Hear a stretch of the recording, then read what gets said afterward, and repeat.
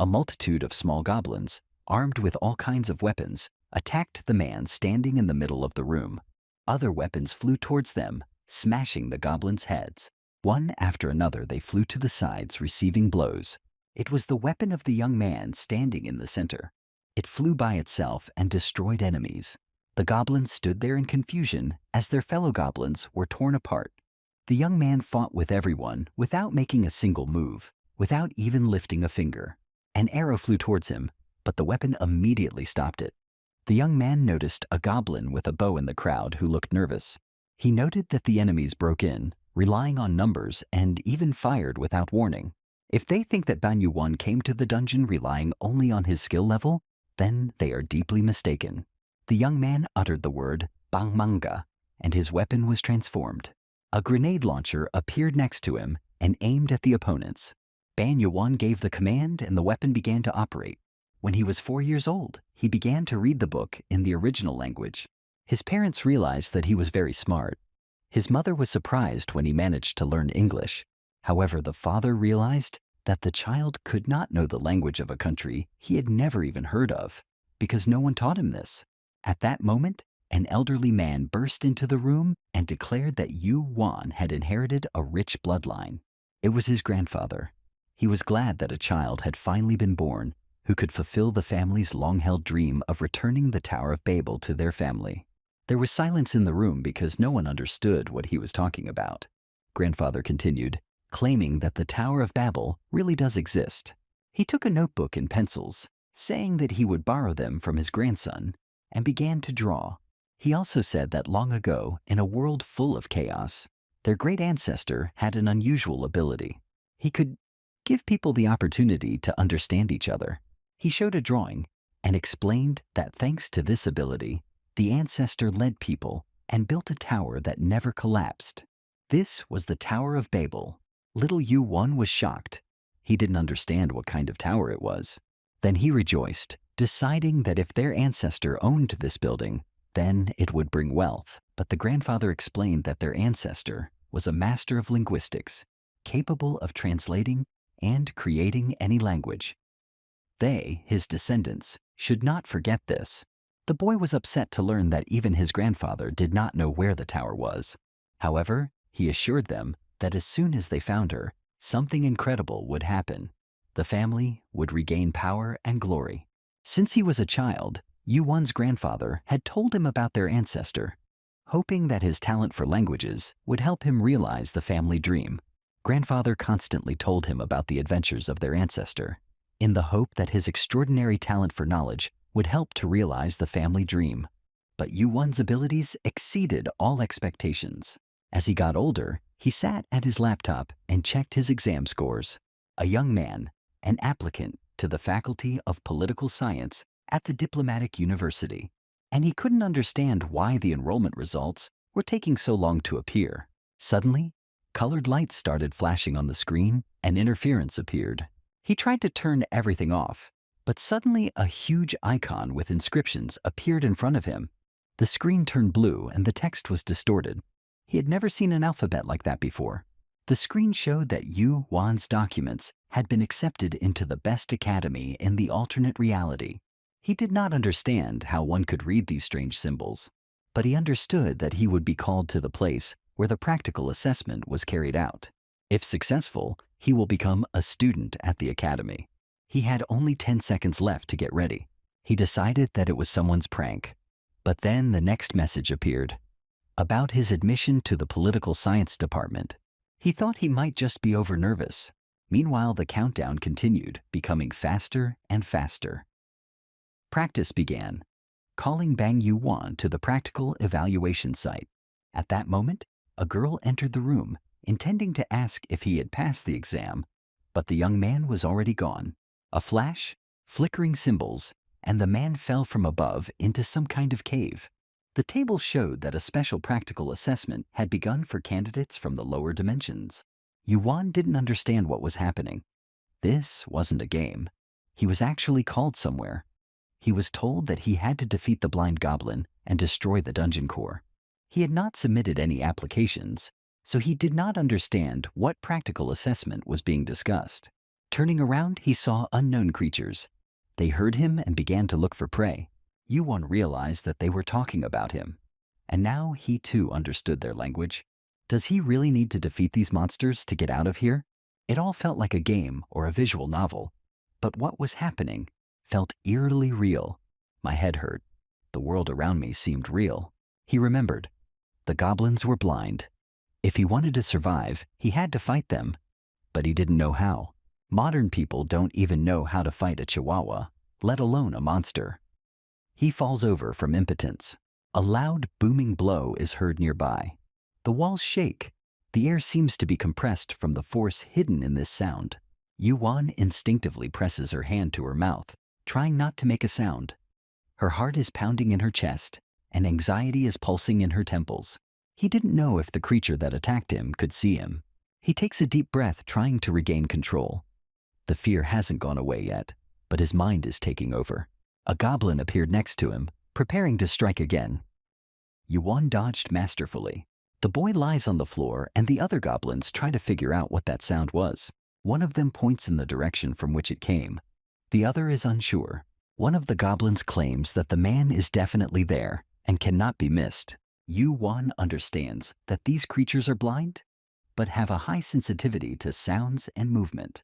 They don't seem to just attack, but to chase their prey, coordinating their actions with each other. He realizes that no matter how well he hides, he will still be found. If he doesn't want to die, we need to come up with a plan quickly. He begins to observe the goblin's behavior and decides to use it to his advantage. There is no time to waste. He grabs rocks and throws them to the side, distracting his opponents. The goblins immediately rush to where the noise was heard. When they reach the place, they find only 2 stones. At this time, Yuan picks up a boulder, deciding it's time to take action.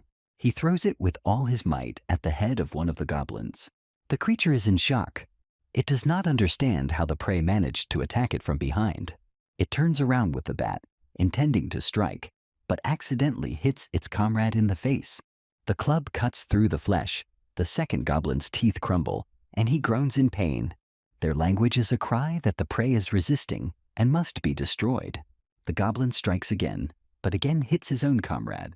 The one with a disfigured face and a broken head, bleeding, staggers, losing his last strength. Both fall onto the cold stone floor, covered in dust and blood. Yuan's ears ring, and he momentarily loses his bearings. He freezes, not believing what is happening, and tensely watches every movement in front of him.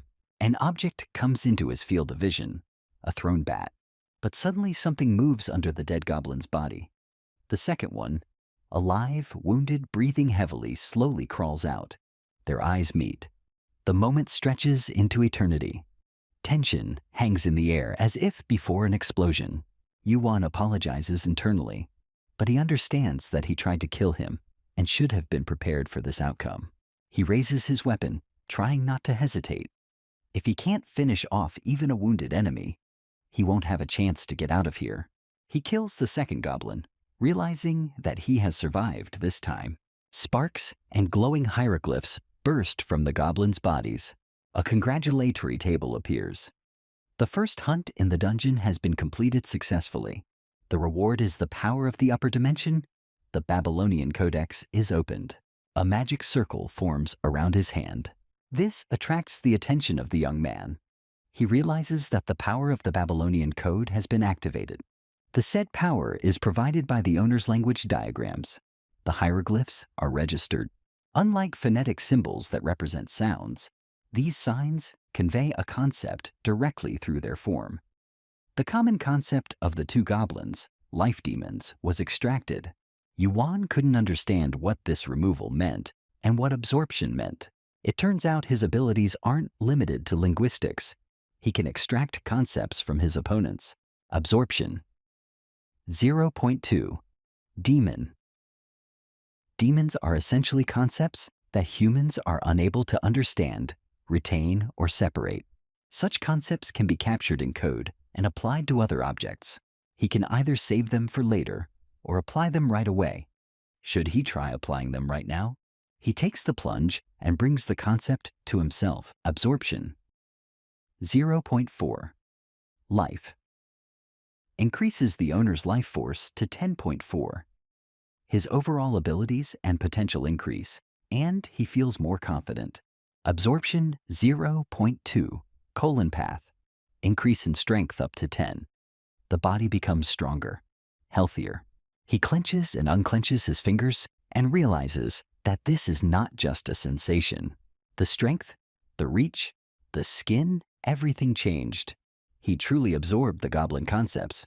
Now it is clear to him what seizure and absorption mean. The bodies of the goblins from which the abilities were extracted disappeared, leaving only the clubs. If the act of applying a concept works for him, then he can apply it to other objects. It is indeed possible. Now he is able to leave the dungeon. He is confident that now all his enemies will be defeated. Using the unlocked power, he quickly cleared the dungeon of blind goblins. Then he found the core and destroyed it. A new table appeared. He was congratulated on passing the practical test of the special exam for lower dimensions. Now he will be moved to the dormitory. U1 expected to go home, and so he was surprised to find himself in a completely different place. A world he had never seen before. It was the United Academy. He found himself in a luxurious room, not understanding where he was. He was congratulated on passing the practical exam and being granted the status of a temporary student. The table stated that he should carefully put on the provided uniform and attend the interview. He had to wear the uniform of the United Academy. It seemed ridiculous to him. After all, he had just passed a deadly test, and now he had to be in a school uniform again. They almost killed him, and now they want to interview him? Yuan decided that he would definitely tell the person in charge of this. At the very least, he will demand compensation for such a brazen move. He opened the heavy door and saw a very pretty girl. She had green skin, and he couldn't tell if she was an alien, but she was certainly beautiful. The girl introduced herself. Yumina, professor of magical combat at the United Academy. She congratulated him on passing the exam and told him that the entire faculty had watched him pass it. He was the first student in 500 years to create a new artifact during the test. He was transported here without knowing anything and almost died. But the professor was delighted. This was an exceptional case, even outside the framework of the special exam. Perhaps their worldviews differ because they are from different dimensions. This is a strange academy. He was about to leave after the interview, but after looking out the window, he changed his mind. He asked the professor what kind of column it was. She replied that people from the lower dimensions often do not know anything about the unification or the column. The column is the reason why the United Academy was created. Great talents from all dimensions are nurtured here, and they help them reach the summit tower, the last hope of all worlds. A dungeon among dungeons, the source of all the secrets and dangers of this world, is the Tower of Babel. He realized this is what he had heard so much about. Everything they said turned out to be true. He remembered hearing about monsters infesting the tower. But it didn't matter. Ban Yuan will swear. He will return the glory of his family and everything that belonged to his ancestors. Then he decided to enroll in the United Academy. Thanks to the professor's special attitude, he was temporarily returned home. He gathered the whole family and told them what had happened. Grandfather was happy. Finally, his grandson had found the Tower of Babel. Now he was in the lower dungeon of the unification inside the Hobgoblin Cave. Active preparation for admission has begun. He had fought the monsters, and now they were all dead. He walked calmly past. Finally, it all worked out. Before, he was limited only by his linguistic abilities, but now everything is different. The Babylonian Codex allows him to verbalize, absorb, and manipulate concepts of objects. Having defeated the enemy, he is able to recognize and master his concept. The more concepts he collects, the stronger he becomes. The concept was obtained in the first dungeon, the Cave of the Blind Goblins. He put it into his club, strengthening it and turning it into a weapon. Now this formidable weapon is the Bat, a mace imbued with ghostly energy, the first artifact created by Yuan. It opens on command, is capable of transformation and acting autonomously. The boy thanked the weapon and the lucky chance that allowed him to create it. This brought him a good result in the assessment.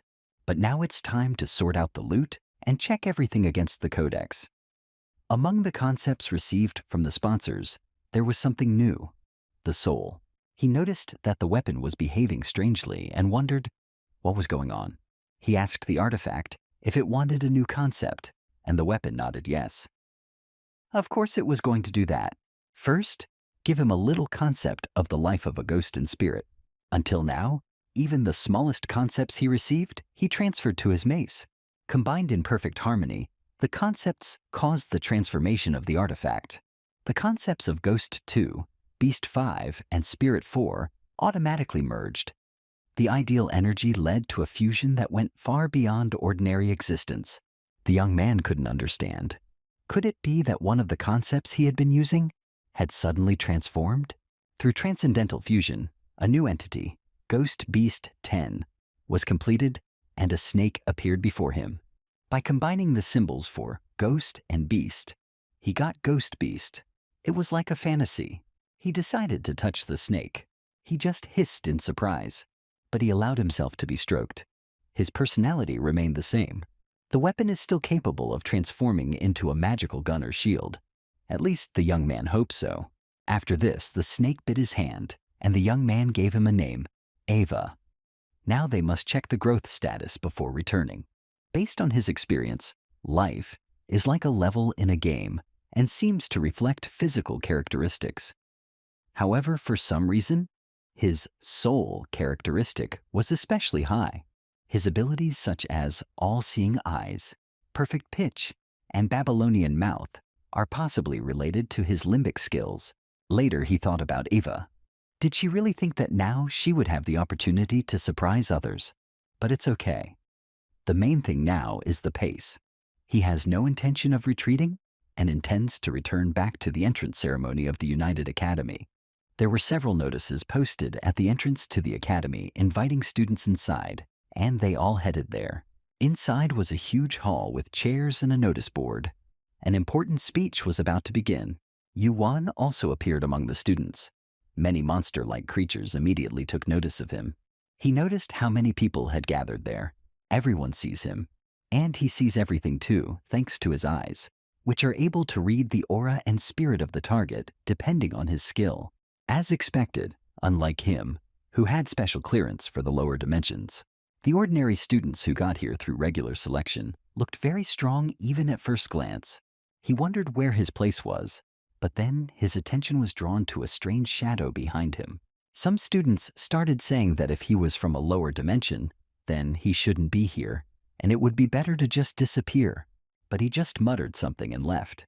As expected, the students who had passed the regular selection had a high opinion of themselves and discriminated against him solely because of his background. Even here, those who have power and authority look down on those below them. At that moment, someone called him and pointed out that the special selection students were in a certain area. He saw 4 chairs standing apart from all the others. There were students from the lower dimensions sitting here, and it felt like they had been banished. But something strange about these guys caught his attention. Are they really specially selected students from the lower dimensions? Yuan remarked that their seats were simply amazing. The guy who called him turned out to be S-Light. He really seemed to radiate light. It was his cute roommate, whom he met in the dorm before the entrance ceremony. Their first meeting was unexpected. S-Light was in armor and threatened with a sword, demanding to know who he was. Then Yuan became very scared. He pointed to his clothes. Wasn't it obvious he was a freshman? The blonde, realizing the misunderstanding, apologized, explaining that he was a little nervous after the practical selection. Yuan noted to himself that this guy who looked like a prince from a fairy tale was quite hot-tempered. However, he was the first to apologize, so he wasn't that bad. The blonde man asked in surprise if Yuan had encountered anything difficult during the practical exam, since even a beginner who only knew the basics could easily deal with the goblins. Yuan admitted that they had gotten too chatty, and he hadn't even had time to wash his face. Since arriving here, he hasn't really talked to anyone. Having started to undress, he was going to tidy himself up, and he asked where the shower was. S-Light told him to go first. S-Light was very embarrassed. This made Yuan a little embarrassed, and he didn't like this awkward feeling. Later, he approached the girl sitting next to him and said hello. She had light pink hair, and her hairstyle resembled cat ears. He noted to himself how cute she was and even blushed slightly. Then he walked up to the next girl. She caught his attention with her unusual eyes. The whites of her eyes had a grayish tint. The girl noticed a strange object wrapped around his hand, and I found it curious. Then Yu-won realized that it was about the snake that was wrapped around his arm. Everyone immediately began to look at the animal with curiosity. S-Light realized that this was the same snake, the same artifact that was before, but now transformed. He was amazed at how Yu-won had managed to change him in just a few days. One of the girls even asked permission to touch the snake. The white-haired girl introduced herself at that moment. Her name was Dogoyan, and she was the daughter of Master Muram.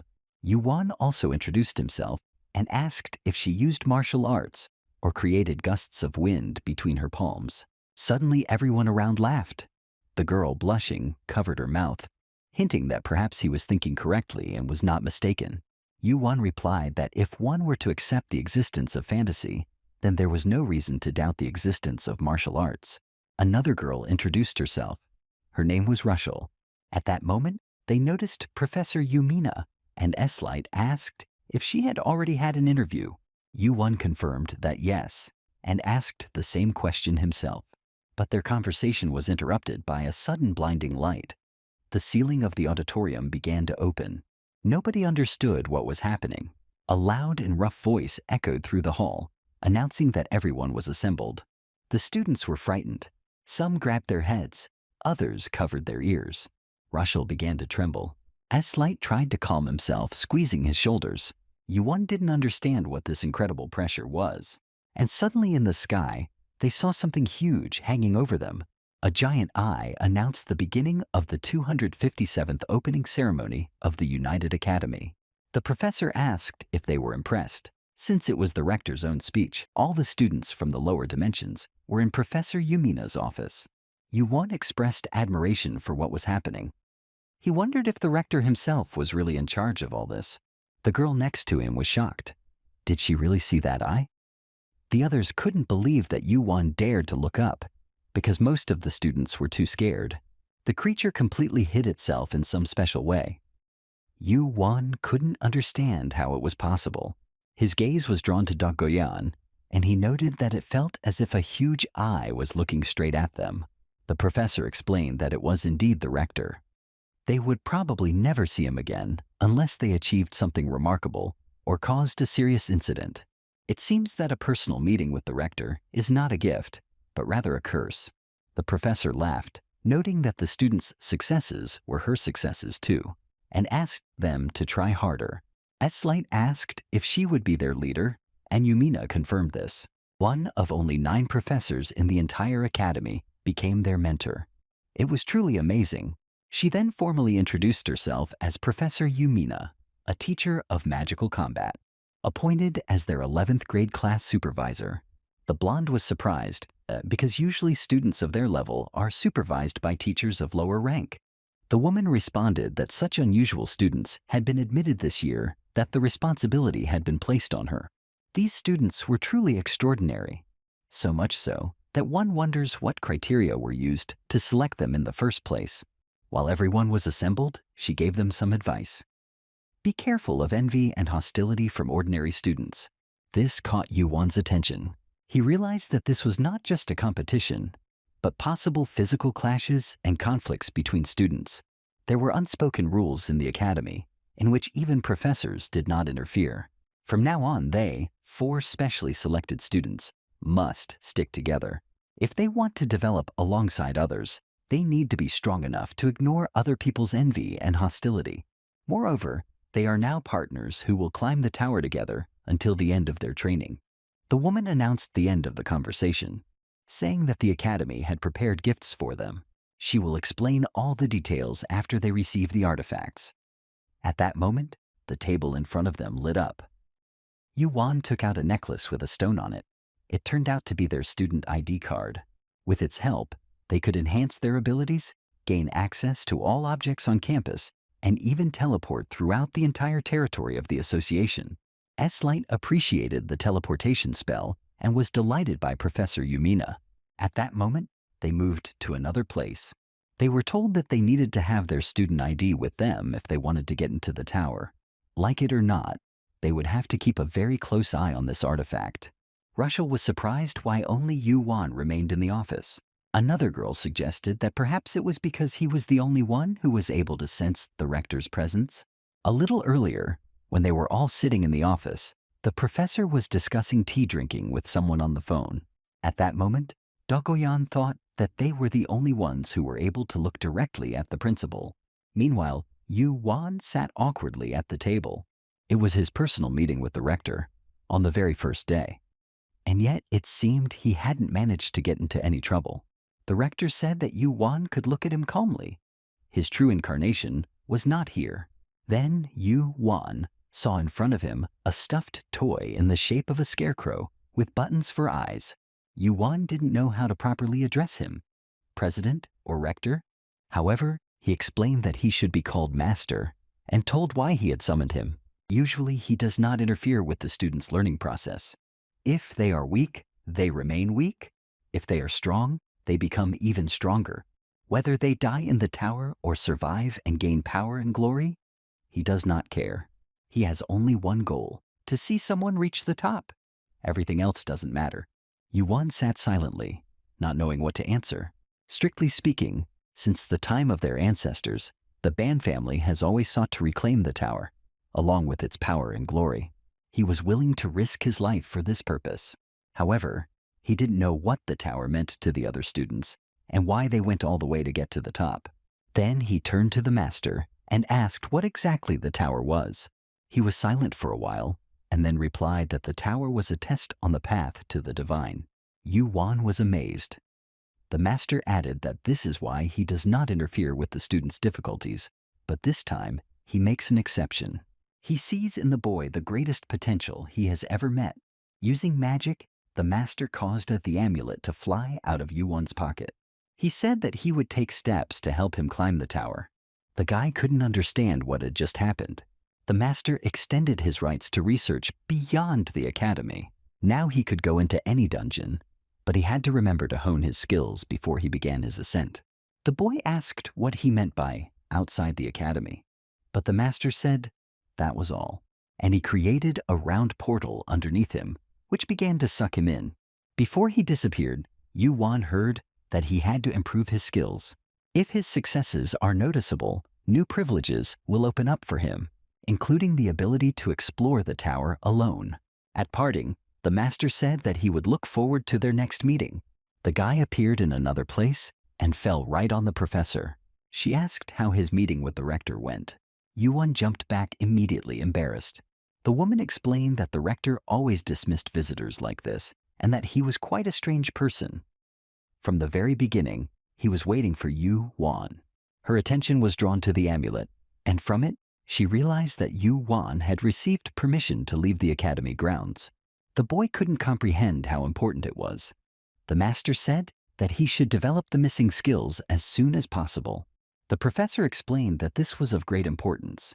He could now freely go into the outer dungeons and visit cities outside the academy at will. This means that he will have much more experience in preparation than other students. It is unprecedented to give such privileges to an ordinary student. However, Yuan took it his own way, as if he was simply too weak and was assigned extra classes. The professor said that she was usually too busy to leave the academy at this time. Although the association is an academy, everything in it is created taking into account the interests of students, which is sometimes inconvenient for teachers. Yuan will now have the opportunity to explore dungeons and visit outer cities in his free time. He would be able to enjoy the local delicacies as much as he wanted. And that was why the professor admitted that she envied him. She even recommended a good outer city where the Spring Temple was located. After the meeting, Yuan went outside and remarked on how beautiful the weather was. The professor mentioned that the wine for newlyweds prepared by the temple priests was truly fantastic. It is famous for its sweet, fruity aroma, rich bubbles, and long aftertaste. And that is what she asked for. In any case, he should have been grateful for the expanded inventory. While looking through the contents, he noticed one item. It was the same bag his grandfather had given him when Yuan returned home briefly before enrolling. Then the grandfather asked his grandson if he had prepared well for the departure, and he handed him the bag, saying that at the most opportune moment, he should open it and take from it everything he needed. When Yuan did this, he found that there was pure gold inside. He couldn't believe that he could actually use it. Grandfather explained that this was the legacy of their ancestors, who dedicated themselves to searching for the Tower of Babel. Now it all belonged to Yuan, and he had to dispose of it freely. The guy thought that this bag would be convenient to carry as equipment, and it fit perfectly into his gear. Grandfather also said that gold is valued all over the world, and he would only need to take a few bars with him. After this, he decided that the preparations were complete, and it was time to enter the new world. Even though it was another dimension, the cityscape seemed surprisingly familiar. However, when he saw flying cars and motorcycles in the sky, he realized that this place was actually very different. He couldn't take his eyes off the sky, trying to figure out how it all worked, when suddenly he was called from behind. He was approached by security guards who noticed that they had not seen him there before and asked who he was. Upon learning that he was a student of the United Academy, they greeted him. They were guards responsible for protecting the western border of the academic city. They asked how he got there and who gave him permission. Yuan explained that he had been given the right to freely explore the outside world. The guards said they understood. Thanks to the efforts of the rector and the staff of the academy, the city remains peaceful, and they are eternally grateful for it. As a freshman, he probably doesn't know much about the city and its structure, so they offered to help him if he needed it. It's part of their job, and they'll be happy to be of service. Yuan pointed to the flying motorcycle and expressed his desire to get one of them. The guards immediately looked up at the sky, and the guy himself asked how much they cost.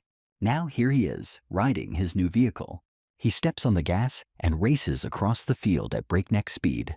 It reaches the cliff, bounces off, and continues flying in the air, and he really likes it.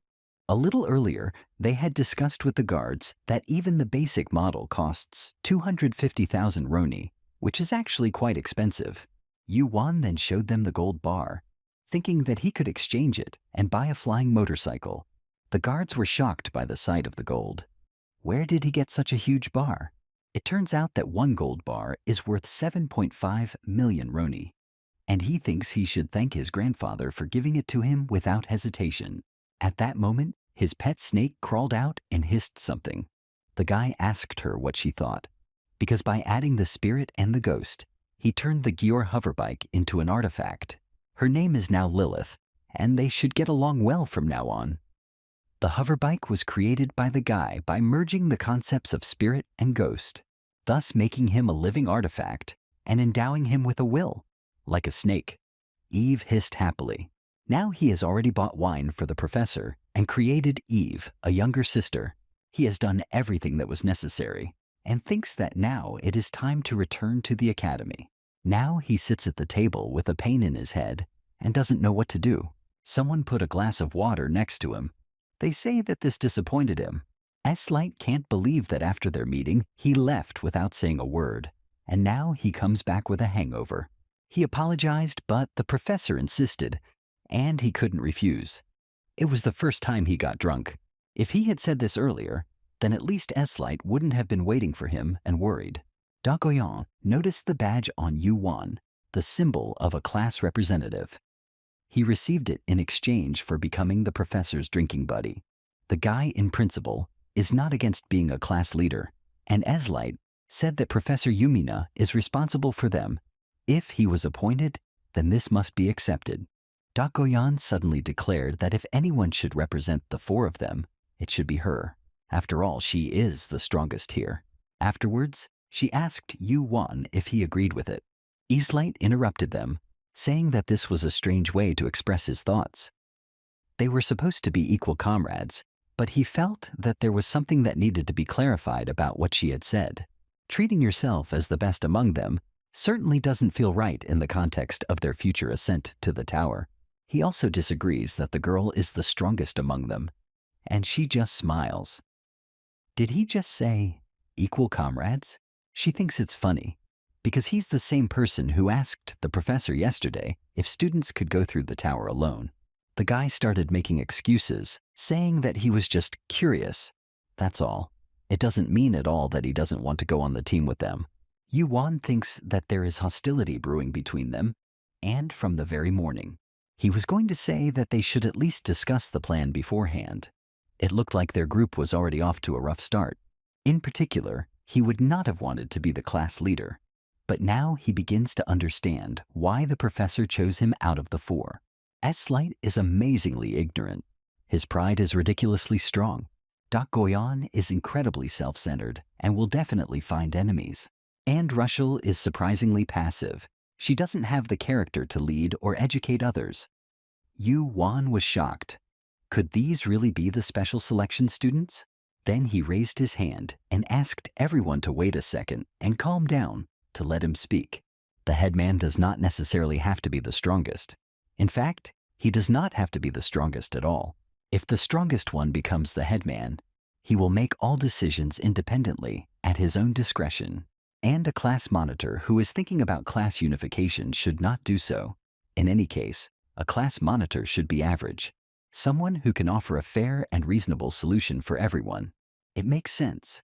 He thinks he is the most docile of them. Dagoyon, since it is the professor who has the right to appoint the headman, as long as he agrees with his arguments.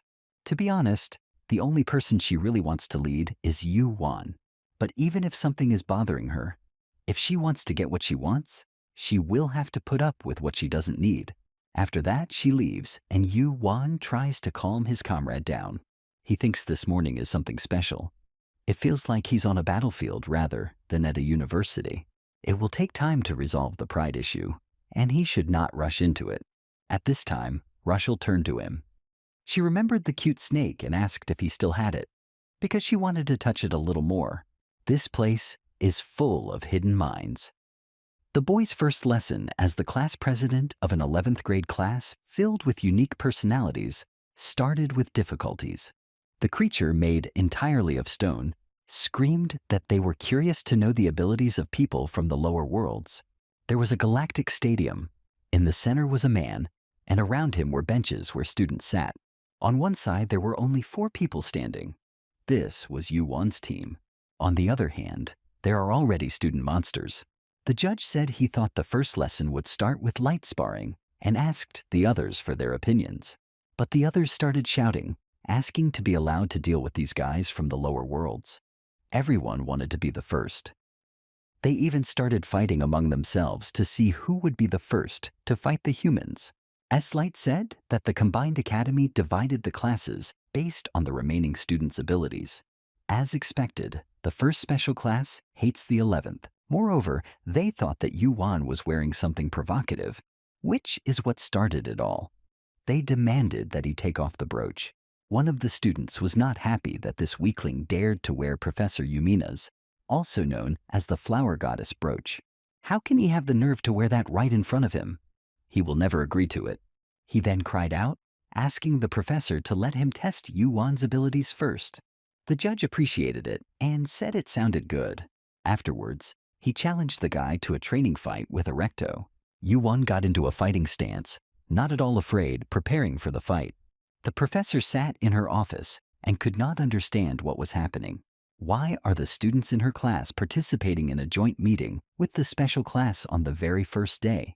And from the very beginning, it's practice in real combat. There was simply no way that a specially selected student from the lower dimension could hold his own in a sparring match with someone from the upper dimension class. This is what she must have thought when the schedule was made. She doesn't know whose idea it is, but she senses malice in what is happening. At this time, Yuan raised his hand and apologized. He said his skills were still not good enough, and he didn't think he could learn anything from this fight. The professor thought for a moment, and then said that he had -3 points to start with. The man said that he still needed to go out for sparring. This is not an excuse. Yuan couldn't understand what was wrong with this man. Why was he dragging him into this to humiliate him in front of everyone? He tried to explain that he was accepted as a specially selected student because of his unique abilities. not his combat skills. If he was interested in the abilities of a special selection student, wouldn't it make more sense to evaluate them differently rather than force them into a fight? The professor started shouting. Was he really going to teach him now? Whether it's a professor or a student, they all have to learn what they don't know. And anyway, isn't he Yumina's assistant? And another -5 points. Then the guy realized how he was going to play. After that, Yuan suggested the following. Consider this week as a preparatory one and hold the sparring itself next week. If only he could take a week off, enter the upper dimension once, and come out. He thinks he will have time to complete the preparations. There was silence in the stadium. The other students couldn't understand what he said. What other sparring in a week and what preparations? What is he even talking about? His abilities are obviously at rock bottom. Does he really think he can prepare in 1 week? That he will have the opportunity to confront someone from a special class? The professor was angry. Now he simply ignores her and completely changes the schedule as he pleases. And yet she said that if that's what he wants, it sounds good. She announced that he and Erecto would have an official sparring match the following Tuesday. The format will be completely open, and the entire academy will have the opportunity to watch the broadcast live. Therefore, they must prepare well. Yuan realized that the professor didn't just want to humiliate him. She wanted to make a big show out of it. The professor added that since he was the one who asked for the preparatory period, it would be better for him to show his abilities. He just turned his attention to Erecto and said that they would have an official match in a week, and that he is looking forward to it. Erecto found him very annoying. It wasn't that Yuan expected a polite response from him. His goals were different. He was interested in the all-seeing eyes characteristic he has. Depending on his mastery, it allows him to better understand the aura and spirit of the target. As expected from a special class, Erecto's stat values are ridiculously unfair. But even so, compared to his comrades, he is nothing. And in order to climb the tower with these guys, Yuan must surpass Erecto's level. He asked his friends why they were so gloomy. Were they worried about him? At this time, Dogoyan entered the field. Unlike the headman, she actually specializes in battles. She stated that she was interested in learning about the abilities of the special selection students, and she challenged anyone to a sparring match, saying that she was ready to accept any challenge. All the students looked at her with distrust and excitement. The professor was also in shock and did not know what to do. Yuan noticed how everything around him suddenly became silent at that very moment. Even his all-seeing eyes couldn't fully comprehend the extent of the girl's strength. It was impossible for the first-class students not to sense her overwhelming aura. Dakoyan asked, what was the matter? Should she really give up because of their lack of confidence? Then she called Erecto to her. She was sure that he was not one to back down, and he had to come out for her to crush him. However, he only became angry in response. Erecto must have been terrified. His original target was Yuan, but now he was being challenged by someone he didn't expect, and everyone around him knew it. If he tries to save face and gives in to the girl's provocation, he's finished. He will be so injured that he will not recover within a week. Not that he cared, but it shouldn't have happened, and he tried to stop the girl. He said that he already had a sparring match with Yuan scheduled for a week, and if she wanted to fight, she should wait for her turn. Yuan thanked her for standing up for him, but added that he didn't need it now. He must prove his worth by his own efforts. Dakoyan thought he was just a guy who relied on tricks, but perhaps he has a little courage in him, and so she will let him have his way. She then challenged someone else to a fight and asked if anyone wanted to step up. But seeing that no one was getting up, she sighed tiredly. They were so loud just a second ago, and now when a real threat has appeared, it's as if they've become rooted to the ground. Her comrades were waiting for her return. The rest of the students just silently clicked their tongues. At this time, one of the students, who was radiating powerful energy, said that he called people like them dogs. In his opinion, the weak and stupid always unite in flocks. They growl pretending to protect their small groups, and this sight could not fail to please him. Yuan couldn't figure out what was wrong with this guy. Even among the students of the special class, He seemed like a bird of a completely different feather. S-Light explained that this was Ortama, the ruler of the dimension of Kedius. The guy didn't understand what exactly his friend meant and what they were talking about. He explained that, excluding the unification, there are 10 upper dimensions, and Ortama is from the family that rules one of them, Kedius. It turns out that this guy belongs to one of the 10 most influential families in all dimensions. And so he entered the arena and was already standing in front of Dokoyon. Afterwards, he turned to the teacher, and from that moment, the fight began. The professor took out a recording device. It was supposed to shoot video. Once the fight is over, he plans to share the recording with others via the intranet, although he's not quite sure what that actually means yet. S-Light asked if he even knew what an intranet was. Ortama replied that it was a network created by a company or an educational institution to exchange information. He came from the lower dimension and didn't even know about the unification. So how would he know about the intranet? Events developed in a similar direction. They came across a channel with recordings and broadcasts from classes that had already taken place. Later, they saw a live broadcast of the stadium where the action was currently taking place. It looks like the teacher really wants to embarrass them. However, Yu-Wan doubted that events would develop exactly as the teacher expected.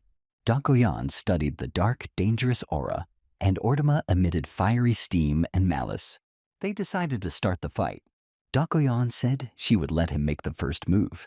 The boy activated his power, adding that he wanted to see how far her arrogance could take her. Then he ordered her to kneel, but the girl just stood there with her hand outstretched. Her comrades were extremely surprised by this power. Yu-Wan grabbed his hand, not understanding what was happening. This was completely different from the powers he controlled. The air around became heavy, like water flowing from top to bottom. It became difficult to breathe. All the students felt it. The sensation forced him to his knees, as naturally as if it were the only thing he could do. Everything that was happening resembled a distortion of the laws of nature. S-Light was amazed that his comrade had just figured out how this ability worked. At this time, Rushel, who had become very serious, grabbed the guy by the hand. She immediately noticed Dokoyan's strength. She controlled her dark forces like a whirlwind. The rest were completely confused, not understanding what was happening. It was incredible how she just increased her energy and completely suppressed the enemy's power. Ortama assessed that it seemed that she was really capable of something. Dokoyan asked if he was capable of anything at all, since his strength seemed as ridiculous as his horns. If this is all he can do, she is disappointed. Ortama replied that the fight was not over yet. However, at that very moment, the girl disappeared from the spot and a few seconds later appeared in front of him, kicking him. Did he really think she would let it happen again? Apparently, the attack became stronger the closer he got.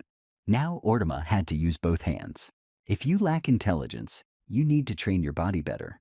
This is what Dokoyan said, appearing behind him. The guy turned around sharply to strike, but she immediately lunged downwards and grabbed him by the collar, after which she kicked him in the face because, as expected, all his movements were constrained and awkward. She mocked him. Should someone really feed him with a spoon? This enraged the enemy. He activated all his powers, scolding her and rushing to attack. A surprised S-Light watched all this. He couldn't believe what was happening.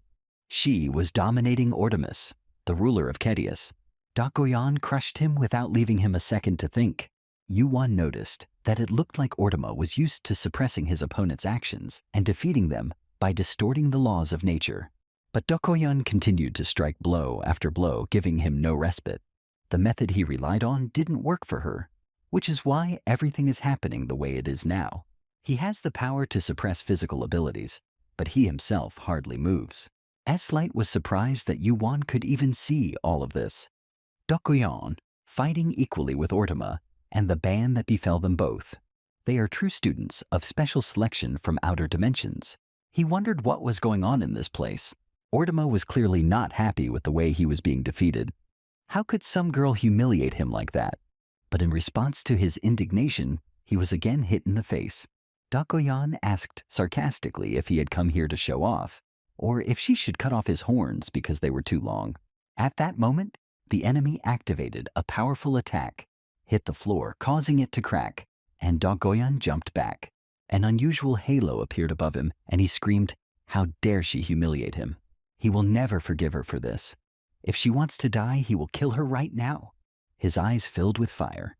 Dogoyan just looked at her opponent silently and a little surprised. After that, Dogoyan said that such words should not be spoken by a child like him. A vortex of dark power swirled around her hand, and she flew towards her opponent to crush him. Ortama also activated his power and moved forward, intending to kill. At that moment, Professor Yumina appeared and clapped her hands, saying that was enough. Both fighters stopped in complete shock. They couldn't move. They found themselves in an unusual place, a field strewn with many flowers. The professor said that the academy does not encourage students to fight to the death. She would have preferred that they leave it for the tower.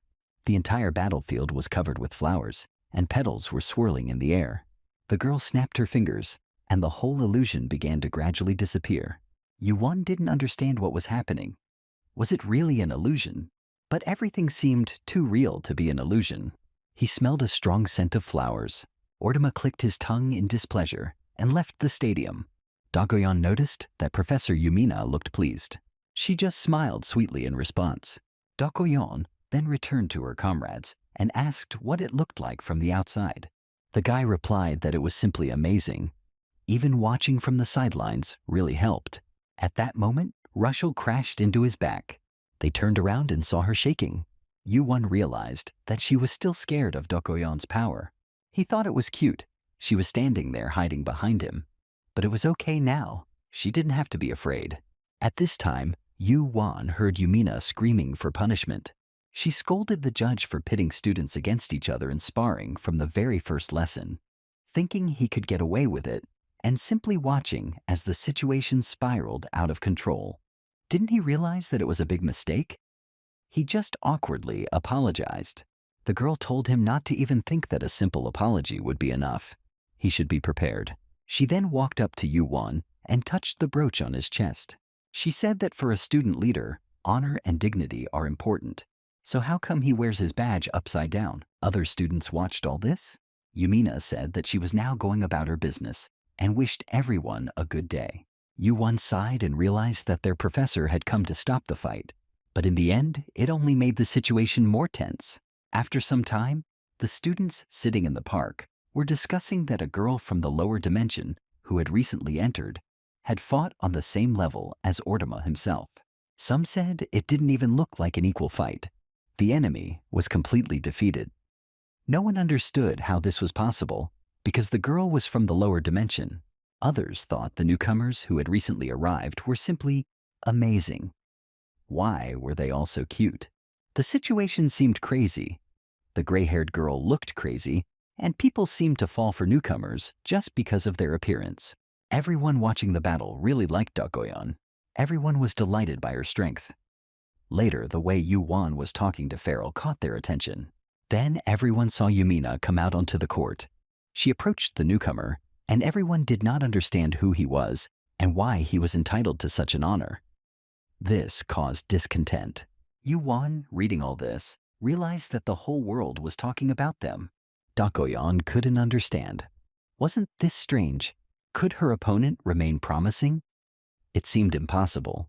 After all, there was another person in that class who was more capable than the rest. She thought Yuan had a keen enough eye to notice, but he replied that he was too focused on her sparring. Eastlight noticed that Ban was also mentioned in conversations.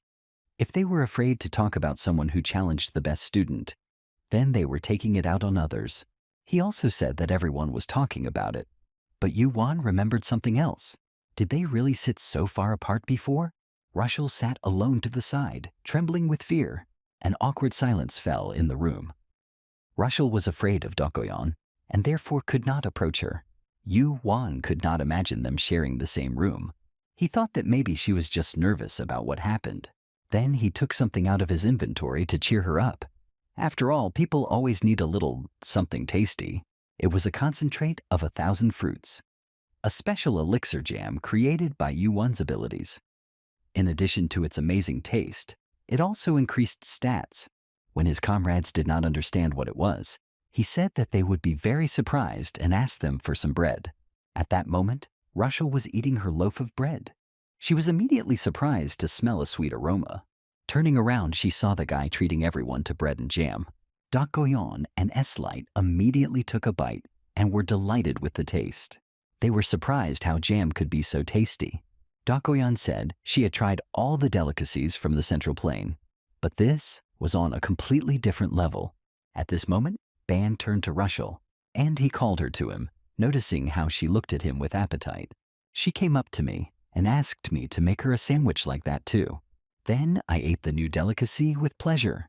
The essence of the fruit gave the most delicious taste she had ever tasted. The rest of the comrades asked to make another sandwich like this for them. To Dak Goyon, it felt like she was eating something too precious. But the guy replied that the jam wasn't too expensive, and since they were now a team, it was great to share something good. He added that this was his gratitude for the kindness that Dak Goyon had shown him earlier. But the girl banged loudly on the table. She stood up, grabbed him by the tie, and said that in exchange for the elixir he gave her, she would personally teach him martial arts. They teleported together to another room. There was enough space to move freely. This training room probably reflected the psychological state. Ban came here without even finishing his meal. What was the girl going to teach him?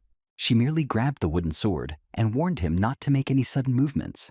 Then she got into a fighting stance, deciding that she needed to start with this first, and she went forward to attack.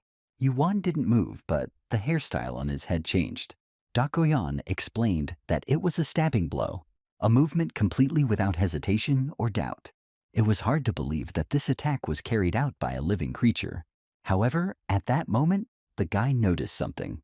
With his magical eye and wheel, he sensed a new concept: piercing.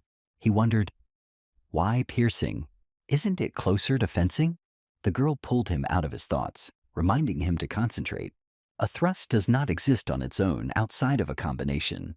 Sword, fist, spear, an action that ends with a thrust can be part of anything.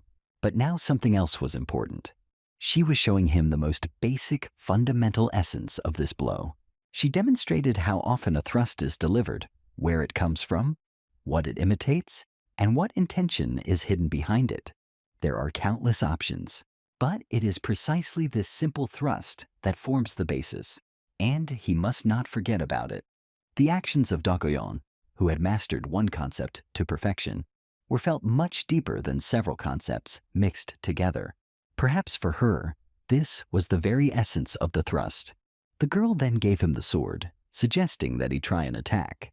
Yuan admitted that it would be a pathetic parody, but it was worth a try. If he could copy her movement perfectly the first time, it would mean that all her years of training had been wasted. And then he repeated this blow exactly down to the last detail.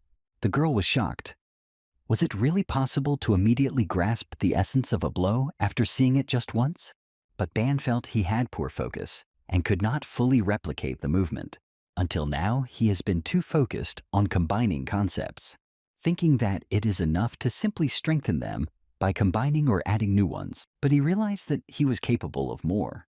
He felt hot and took off his jacket. His power may increase even more by improving what he already has. He thought, there are many symbols for stabbing. Why did he get caught in the piercing? Because for Dak Goyon, a thrust means hitting the target without fail. Then he dealt the fatal blow.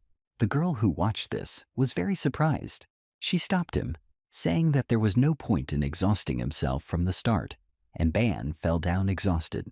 If he remembered what she showed him, he would have to use it when he had more space and an enemy to kill. At that moment, several signs appeared in front of him. He was able to raise his stats just by swinging his sword a few times. If only he had that kind of talent. Suddenly, another sign caught his attention. His stats had increased dramatically.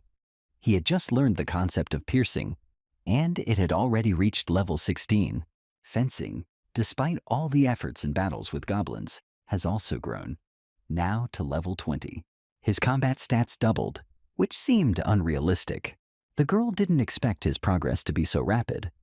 Who would have thought that he would be able to demonstrate the essence of the technique even with a training sword? Ban said that it was nothing special.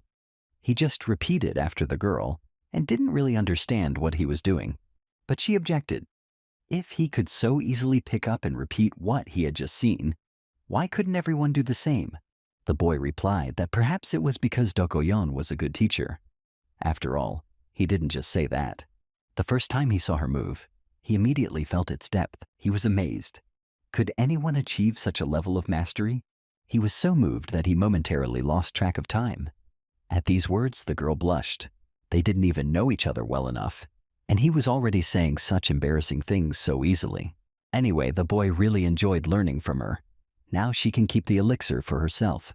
The girl said that it was hardly worth her time, and then he admitted that he didn't know how he could compensate. She replied that there was no need to worry. She smiled and said that in time he would be able to compensate her for this loss, so he should be ready. The guy was a little embarrassed. Classes were about to start, and it was time for them to go. Dokoyon was the first to teleport and disappeared from the room. Then the guy also started to disappear, thinking about what Dokoyon might really be like. At this time, Russell was walking down the corridor, staring at her gadget. Suddenly, other students stopped in front of her. One of them leaned against the wall, and he called the girl a beauty, after which he asked where she came from. The girl was very scared and didn't know what to answer. Suddenly, someone's hand appeared in front of him. It was S-Light. He tried to defend the girl by saying that she was in the same group with him and asked what they were trying to get from her. The student who was addressing the girl shouted that the lowly ones from the lower dimension had imagined it, as if they could mix with someone, and tried to kick out S-Light. At that moment, Yu-Wan and Dogoyan teleported towards them, which immediately attracted the attention of everyone nearby. The girl noticed that everything was starting just in time, and Ban asked what his comrades were doing. The students dispersed, discontentedly advising the boy to look around more often now. Russell thanked the blonde for his help. Ban asked what was wrong with these guys and what happened. Later, they all ended up in class together. The teacher said that the history of the unification began on the initiative of the rector of the academy, from the moment when a tower appeared in the main dimension. At this time, someone from behind took a photo of Russell, intending to add the photo to their collection. Another student added poison, saying that he didn't understand why a butterfly like her was planning to conquer the tower. He said that she should look for a more suitable occupation for herself. He added that if she worked for a student from an influential family, she would be spoiled there. Her friends sitting nearby heard the ridicule, but remained silent. Ban realized that no matter where you are, there are nasty people everywhere. He wondered why the professor wasn't reacting in any way. Was he ignoring or not hearing what was happening? At that moment, S-Light stood up from his desk and turned to the professor, asking him to intervene, since some students were making noise and preventing him from concentrating on the lecture. The teacher turned around, confirmed that this was indeed the case, and addressed everyone, reminding them that they were not allowed to talk during the lecture and that they had to concentrate on the material. He then went on to talk about the period of unification. Some students immediately began to look at the blonde and began to insult him. They thought he was showing off just because he was cute, and it was because of him that they couldn't get Russell's number. After that, rumors appeared that they were dating. The students began to discuss Russell's appearance, her figure, and openly laugh. S-Light was furious. He squeezed his hand so hard that he broke the handle. At that moment, Yu-Wan put his hand on his shoulder and urged him to calm down. He asked if he was really suggesting that she back down, despite everything they were saying about his classmate. Yu-Wan replied that there was nothing that could be done in this case.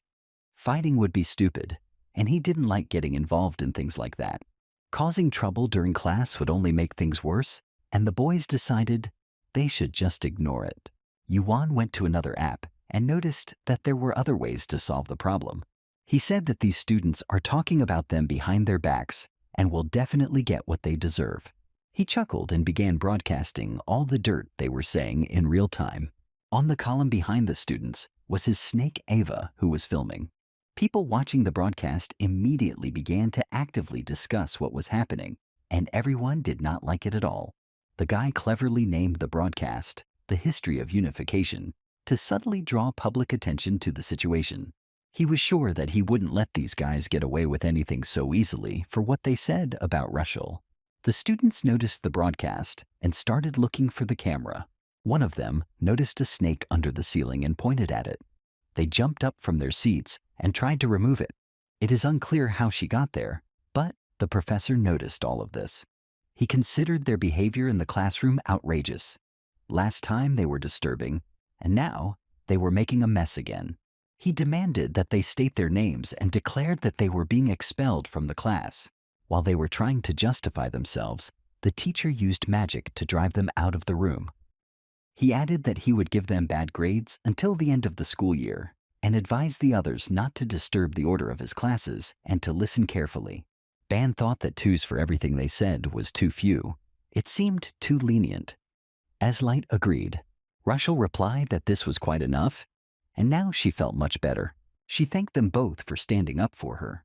Ban admitted that he didn't do anything special because he's not as strong as them. He just thought about what he could do, and his idea worked. Eslight added that he felt more at ease knowing that Yu Wan was their class leader. Later, they found themselves at the stadium. Someone called Eslight. Russell was scared and hid behind Yu Wan's back. The same students approached them, but now with weapons. Eslight asked what they wanted. The angry students demanded an explanation from Eslight for yesterday. Because of the broadcast of one of them, their grades for the semester dropped from the very beginning, and now even their classmates have started to avoid them. 3 students stood before Light, drawing their weapons. The teachers didn't seem to even intend to intervene. It seemed that the faculty did not consider students from the lower dimensions to be human at all. At that moment, Eslight said something to the students standing in front of him. They bared their teeth angrily and demanded that he repeat it. The guy noted that apparently they did not understand his words and repeated them. If they want to hear something, they should ask politely, because now they behave like savages. Hearing this, all 3 literally trembled with anger. One of them brought a sword to Eslight's face and declared that he had no right to talk to him like that, because he was just a non-entity from the lower dimension. However, Eslight immediately pulled out his golden sword, which began to glow. All his comrades were shocked by this sight. Yuan didn't understand what exactly happened, but a message appeared in his table that a new concept had been discovered.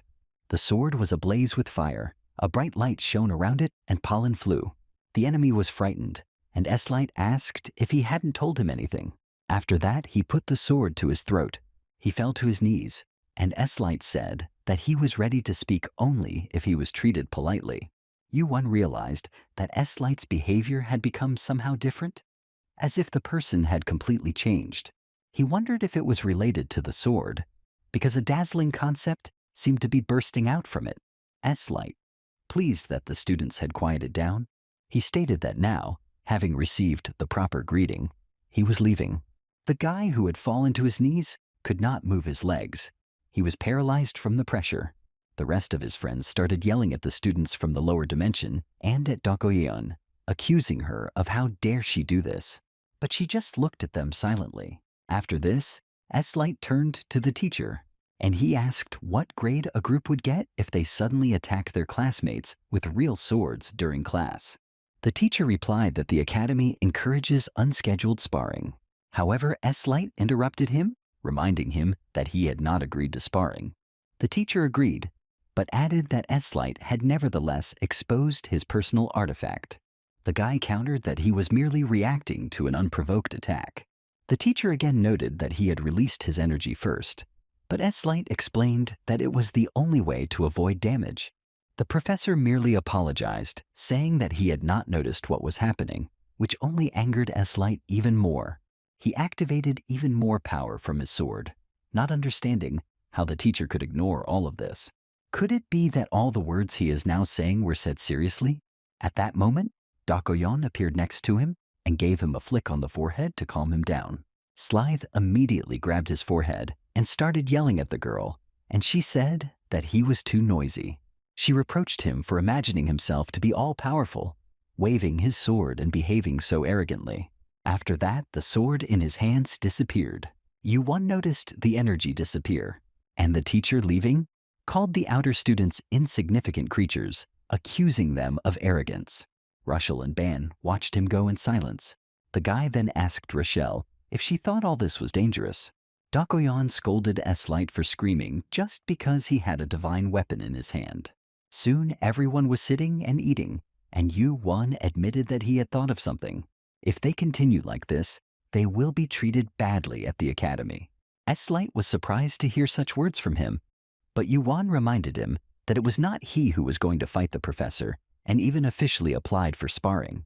S-Light explained that he wanted to improve the situation in the same way that Yu-won had done before, but ended up almost causing serious trouble. Yu-won started laughing because his comrade first spared the provocateurs and then immediately wanted to fight the teacher. S-Light tried to justify himself and even cried a little, which made Yu-won think that he was going crazy. He realized that if this was S-Light's normal state, he would not have acted so recklessly. It was as if someone had flicked a switch and the man had suddenly changed. He then asked him to be honest and whether he was able to control the power he had demonstrated earlier.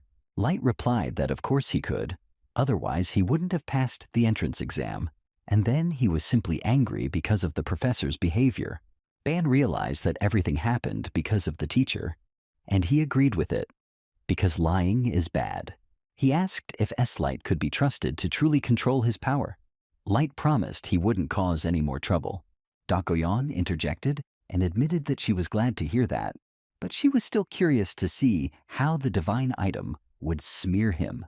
Russell noticed that Dakoyeon wanted to scold S-Light even more. But then Dakoyeon turned to Yu-won. She began to understand the advice the professor had given them a few days ago on the importance of being careful with the envy and hostility of other students. If they continue like this, the situation will become even more tense, especially if they are really thinking about their future. Dakoyeon added that if Yu-won had any thoughts on the matter, she wanted to hear them right now because it was important for her to know what he was thinking. Recently, Yu-won clearly realized the reason for his anxiety. He began to understand that the way of thinking of those around him was based on inner strength, a sense of superiority, and an incomprehensible contempt for the lower dimensions. Over the years, the university has developed a system in which this is considered the norm, that outsiders can act in a certain way because it is commonplace for those around them. Then he asked his friends a question. What do they think is necessary to establish mutual understanding or gain acceptance from a large enough group? Light assumed it was talk. Dakoyeon assumed it was power. Ban stopped them and said that they already had what they were talking about. They just didn't realize it. He meant the way they looked. Yu-won suggested creating a channel dedicated to their daily lives. Ban agreed, saying that on Earth, where he comes from, it was a common and effective way to introduce oneself. They decided to create their own image that would introduce them to others, make them recognizable, which over time could develop into respect and even honor. S-Light doubted. If the main thing for them was admiration and respect, then why arrange a sparring match? Ban replied that this was not a show at all, but simply sparring according to the rules, which should be taken seriously. Light was surprised to be suddenly addressed with such seriousness and attempted to strike Dakoyeon. But she easily evaded it, saying that Ban didn't have to worry, and she grabbed the blonde by the collar, after which she threw it, explaining that in sparring, people become more serious, especially after taking a couple of hits. Their fight was watched by Russell and Ban, who was filming everything. Light, beaten, rose from the floor, clutching his head. Dakoyeon asked if that was all he could do, and admitted that she now understood why he was so obsessed with that strange artifact. She allowed him to use it if he wanted, but doubted it would help close the gap in their powers. Light was furious, and Yu-won was happy, because that was what they wanted. Russell asked if he really thought that this would make their lives easier. She still didn't understand, but he replied that it wouldn't change everything at once, but it would have a certain effect. If those who hired them before had known in advance what they were capable of, they would have thought 1,000 times before approaching them. S-Light dealt a crushing blow, and the ground beneath him split open. In any case, Ban and Russell shouldn't jump to conclusions, because in Ban's opinion, her beauty is too valuable for her to worry about. He noted that a pretty face with a smile looks even better. Wherever she is, with such a face, she can conquer anyone. And it would be a real waste if she frowned. So he advised her to put her worries aside and just enjoy the moment. Russell found it strange that no matter what he said, She still had the feeling that this was exactly how it would happen. At this time, Dogoyan walked towards the blond man with full determination, asking where he was going, since she was just warming up. S-Light responded by asking for mercy, since she was not human. After that, they went to eat. Rachel was upset. According to her, it was impossible to eat, because everything tasted like soap. It was noodle soup with lots of cilantro. Bon kept filming it, saying that nothing would happen to her and that she would get used to it in time. Following the suggestion, 11th grade students started uploading videos of their daily lives. The creation of a channel called Uprising blew up the entire intranet. Everyone began actively commenting on the battle, admiring the fact that the first years were already so strong. It seemed incredible. The guy looked like a sissy, but he fought very well. Later, they discussed a video where the kids were playing a board game, moving pieces around the board according to the rules. They also discussed how they sat in Professor Yumina's office, saying that they wanted to be in the same class. It seemed like that office was filled with models. Many looked at Russell with admiration, noting how cute she was, as if straight from heaven. And then we came across an announcement of the broadcast and noticed the date. She must pass tomorrow morning. But tomorrow is the day of the tower's conquest. The students from the lower dimension watched the public's reaction and couldn't believe what was happening. The channel already has over 1,000 subscribers in just one day. It was a huge success. Yumina came up to them and said that it was really cool. The unification is a higher dimension, full of miracles, where miracles are perceived as ordinary. No one has thought of making content on this before, but their channel and the atmosphere they created fit the definition of ordinary miracle. To create such a connection is something she would never have thought of on her own.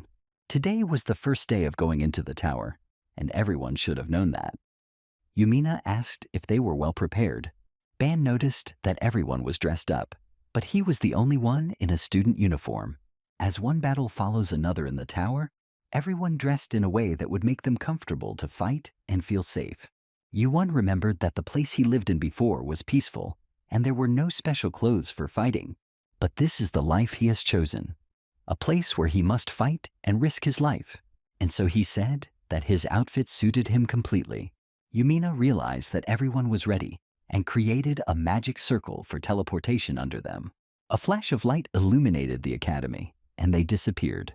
Together they appeared near the tower, next to other students waiting for their assignment. Everyone immediately recognized the guys from the Vostani channel. Russell began to look around in fear, especially at the entrance to the tower.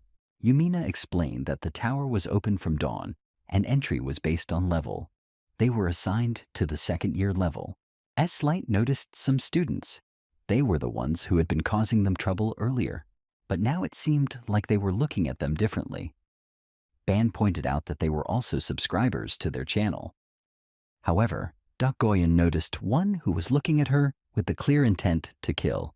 Today was supposed to be the trip to the tower, and in 4 days, the duel with Erecto. During this time, Ban calculated that he would reach a level that Erecto would not even be able to reach. Yumina noted that from a safety standpoint, it would be better to return before the weekend.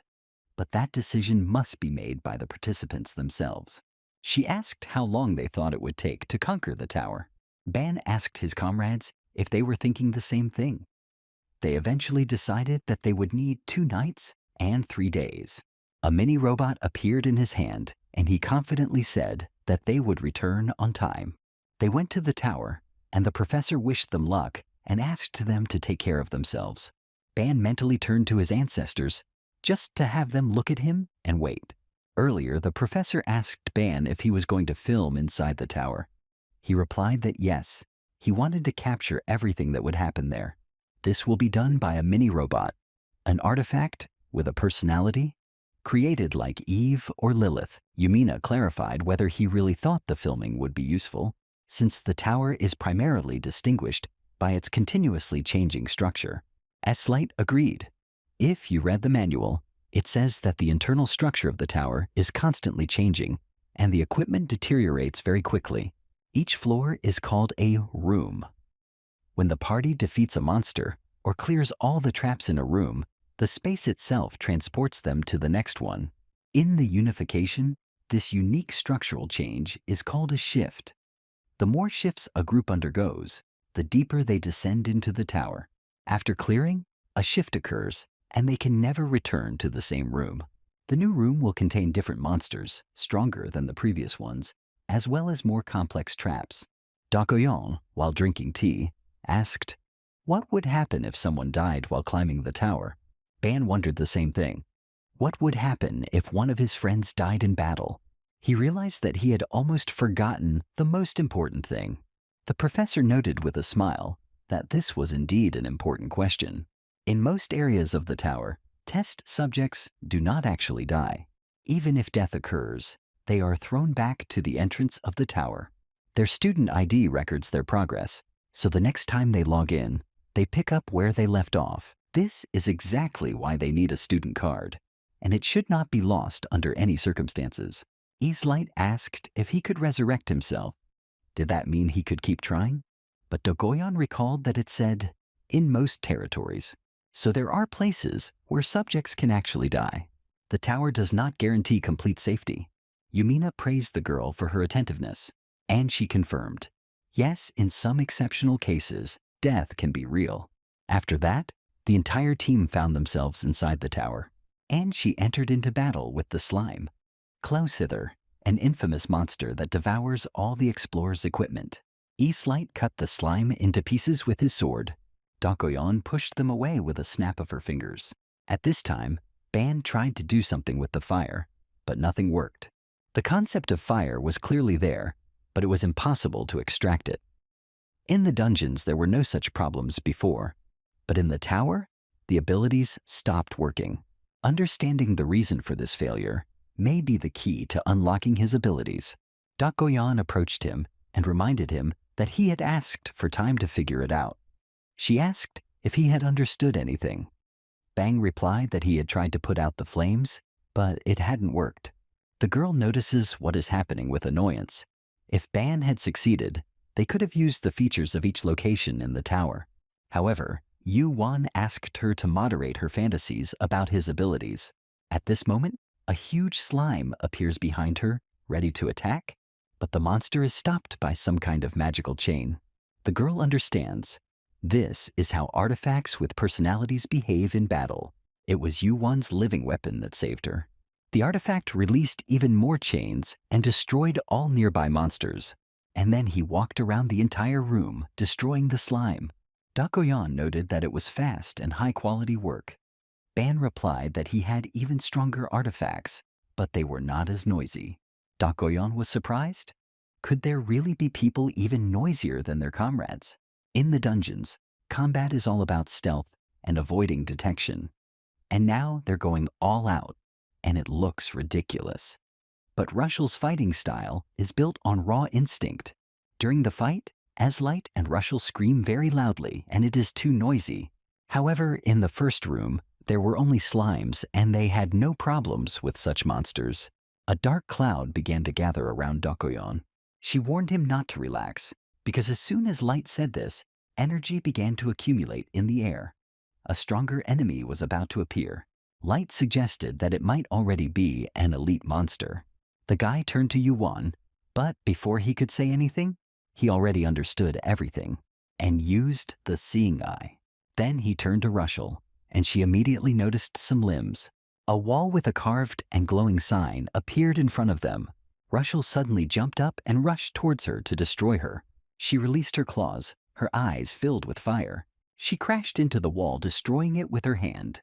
Her comrades observed this and were extremely surprised. Light noted that it was incredible. Russell didn't even let the monster appear, and after her blow, an improved core fell out. Russell was breathing heavily as she stood there, and then she reached out and grabbed the core. Ban immediately noticed that something had happened to her hair. The girl held the artifact and did not understand what exactly was wrong, but her hair changed color. The boy realized that it was a forge or some kind of hearth, a concept that used emotions as fuel, burning them to gain power. In other words, berserker. If the hair changes color completely, then the scene from the past begins to make sense. He was pulled out of his thoughts by Russell, who took him by the sleeve and asked if she had just looked scary. But Ban just smiled and said that not at all. She looked reliable. Dokoyan noticed that everything was fine and asked why she was so worried. But if she is afraid of losing control of herself, then she must be sure that Dokoyan will kill her before she harms anyone. Ban stopped them, saying that they couldn't do that. If someone died, they would have to start exploring from the very first room. However, if you continue in the same spirit, the conquest of the tower will have to be completed by 3 people. Despite this, the girl admitted that she would prefer to remain in the group with only Yuwon. Light objected, asking what about him. Russell stood to the side, looking down and remaining silent.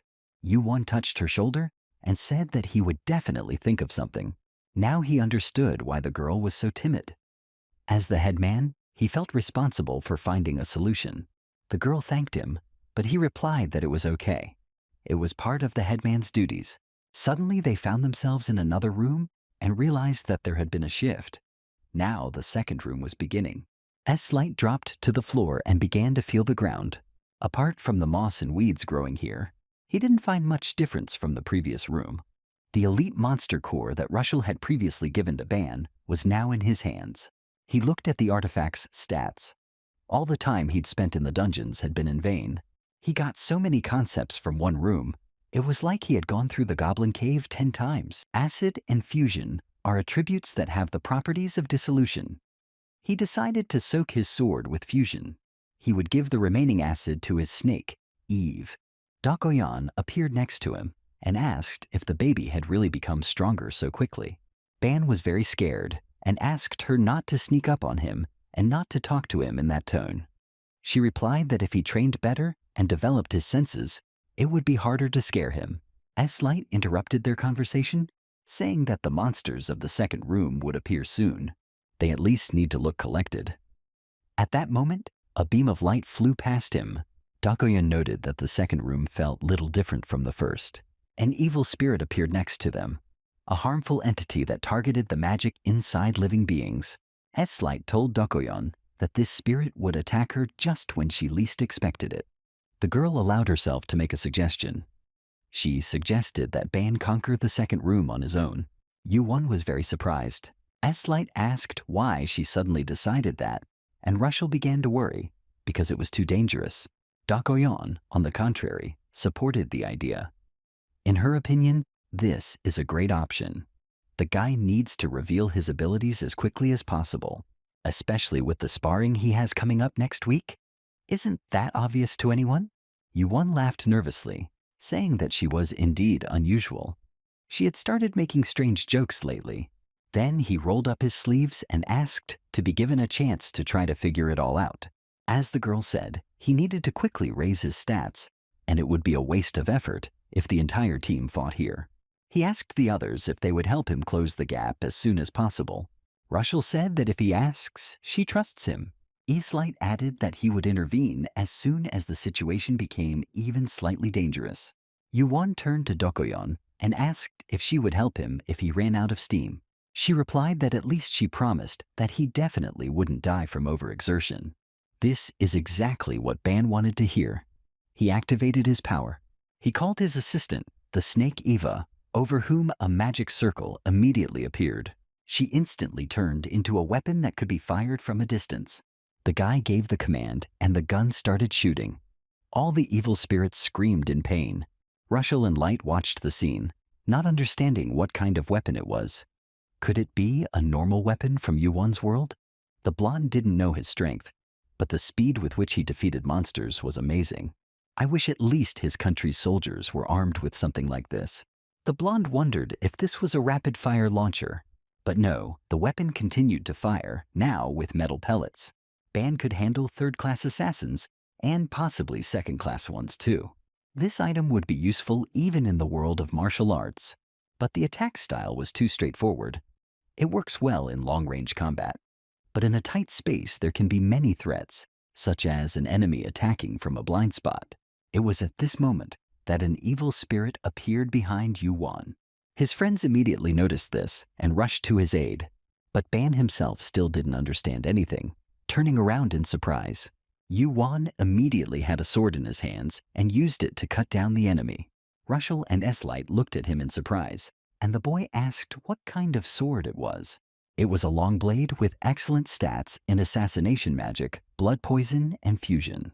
No one expected him to be so good with a sword. Ban noted that this is not entirely true. He is not yet as good as Light or Dakoyan. Dakoyan just smiled silently. Remembering their early training, Ban's living weapon continued to fire, and he himself cut through the enemies with his sword, tearing them to pieces. He shouted that he was continuing to study. After the battle was over, he said that no more new enemies were noticeable.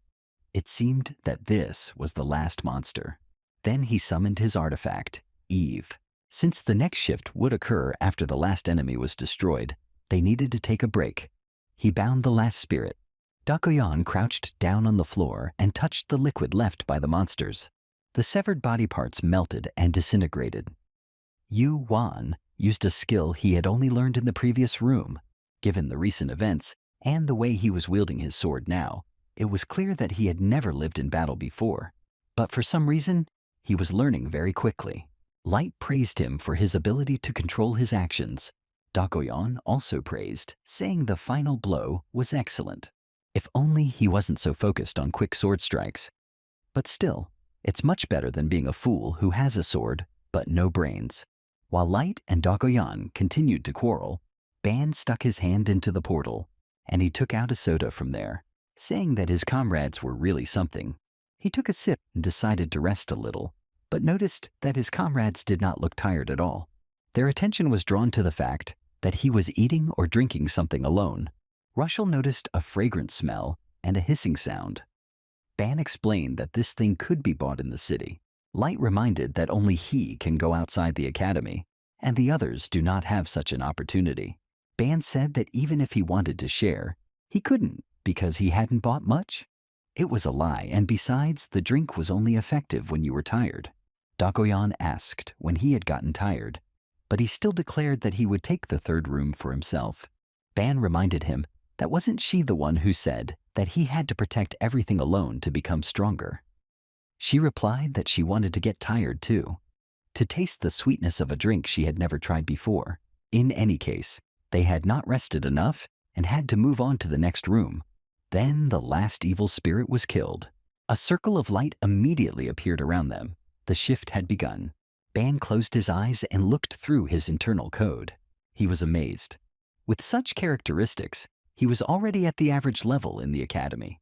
During the time he had been here, he had swung his sword a little, and the fencing and piercing skills he had just begun to learn had already improved. With such efficiency, it is worth focusing on fencing, because sparring is scheduled for next Tuesday. Its outcome depends on how much he can increase his martial arts stat. The difference between it and a recto is over 200 points. Frankly, there is no way he can close that gap in ability in just a weekend, no matter what he does. However, while training in martial arts under Dakoyan, he caught a hint. Acquiring skills is important, but so is improving them, especially when it comes to developing martial arts. If only Dakoyan could teach him one more move, but he immediately interrupted his thoughts, realizing that it was wrong to think like that. No matter how strong she is, it should not upset the balance in the relationship. So he took his time and just thought. Because he still had time. At that moment, Light ran up to him, shouting that he had to get out of there. Ban's thoughts immediately retreated. He realized that he was falling somewhere, but he did not understand what was happening and why he was falling. Rushel was flying down next to me, screaming in fear. Ban couldn't understand how it was possible that the floor just disappeared. Ban saw millions of spears with sharp tips sticking out of the floor below him. Yuan immediately summoned Ava, and a chain appeared. She turned around Rushel and stopped her fall a few centimeters from the spikes. Ban himself hung from a chain, holding on with one hand, while simultaneously holding Rushel, who thanked him. The boy couldn't understand what had happened. Was it an unplanned shift? Why is the room so big and with a trap at the bottom? Dakoyan turned to Yuan, telling him that he needed to hurry up. The girl was standing on the ceiling, and Ban didn't understand how she got there. She warned him that if he stayed where he was, he would die. The guy didn't understand what she meant. But then a sound was heard behind him. More spears began to emerge from the wall, and they all rushed towards Yvonne to wound him. He didn't know what to do, because he couldn't just let Russell go. Seeing no other way out, he called upon Eve again, and a portal appeared. Ban jerked the chain sharply, and Russell flew to the other side of the room. He himself flew to the side, and the spears did not have time to touch him. Then he caught Russell in his arms, and asked if everything was okay with her. He apologized for the rough treatment. It was too dangerous, and he had no choice. They found themselves on a flying motorcycle, and he told the girl to hold him tighter. At this moment, more spear traps appeared.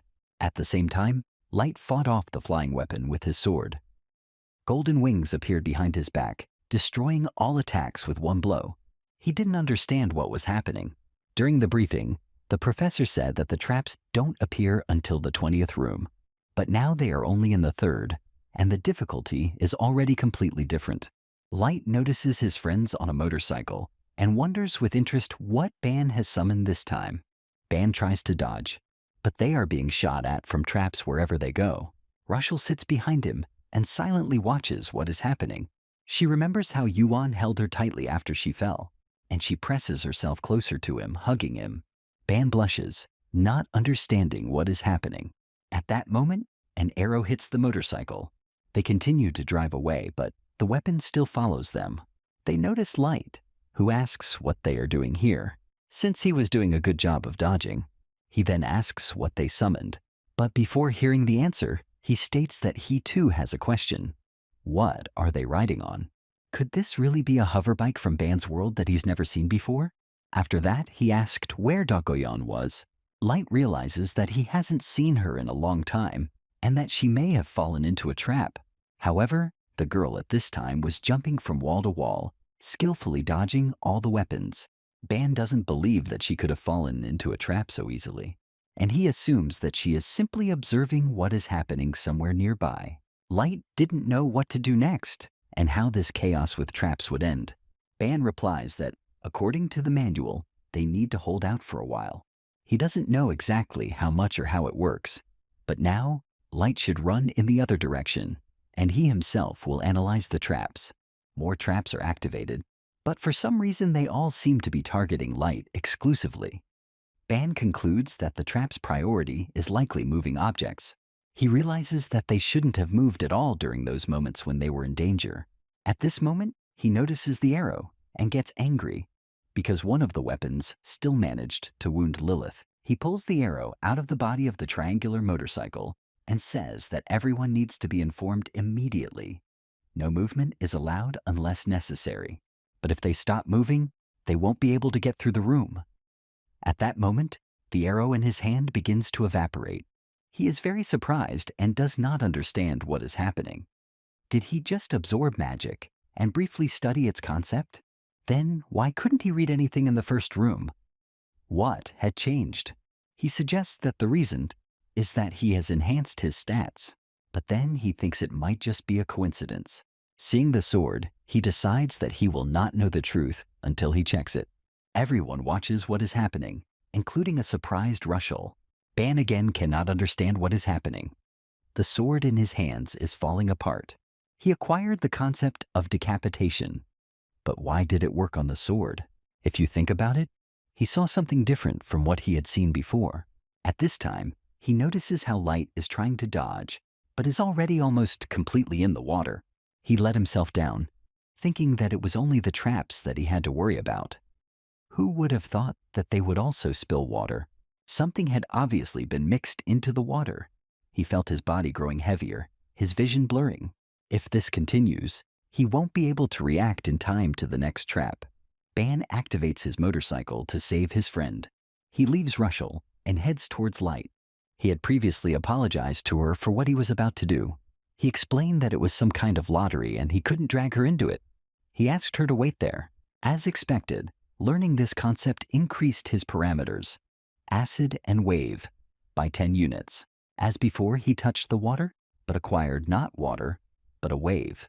Now he understands why before, when he absorbed the concept, it was beheading and not sword. At this time, Dogoyan jumps from one pole to another, and she stops. Her attention is drawn to Ban. She sees him cutting through the water to help his friend, but she doesn't understand what he's planning. The state of matter at a given moment determines what concept can be acquired. That is why the projectiles aimed at his neck carried the concept of decapitation and not sword. Several projectiles fly towards Light. Ban says he'll handle it himself. The deeper his all-seeing eye becomes, the further he can penetrate beyond the essence. Light sees his comrade jump over him on a motorcycle, trying to stop the attack. Ban holds his hand out, confident that he can discern the intent of the projectiles fired by the traps. He activates his all-seeing eyes. After each weapon, magical signs with hieroglyphs begin to appear, and Ban decides that he can read them. Light is greatly surprised to realize that his comrade is heading straight into a trap. Ban fights back, but he doesn't have to absorb everything. As long as he is able to combine these elements and separate them into parts, that will be enough. Then symbols appear on the floor and a sound wave runs around him. He stops happily because his task is completed. All the weapons around him have been absorbed and disappeared. Russell puts out his hands and catches the pollen left behind by the weapon. A friend runs up to Yuan, asking if he is okay. He replies that, except that everything is fine with Light, and they barely got there. Light notices something in his comrade's hands and asks what it is. He replies that it looked like everything that was flying at them had merged into one. It felt like something amazing. The blonde wondered if he had tried the new ability, the ability to interact directly with traps, because that was a real specialty. At this point, new traps appear and weapons fly towards them again. Just then, Goyan and Russell fly over them, repelling all attacks. Goyan says that if they don't correct this ridiculous habit, they will get into serious trouble one day. Ban thanks the girl, and she replies that he's been in trouble before and let his guard down again. But it looks like this was the last trap. Light asks what kind of relationship this is. Aren't they communicating too freely with someone who almost died? They continue to bicker, and Yuan thinks that they actually get along well.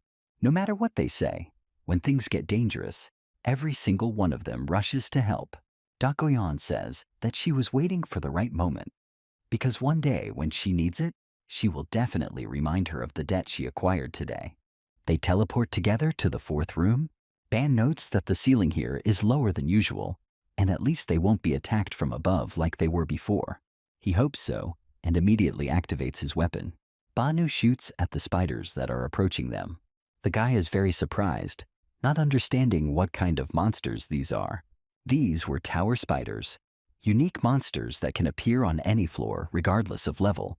They repelled all attacks. Light explains that the spider's stats are randomly generated, and it seems that his weapon is not effective enough. They will continue to fight, but it looks like Goyan will have to intervene this time. Yuan can't believe that such powerful monsters have already appeared. Goyan steps forward and covers Yuan with her hand, telling him to stay behind her. He must watch carefully. This is exactly what he was looking for all this time. The girl uses wind gust magic. A huge wave engulfs the opponents, sending them flying to the other end of the room.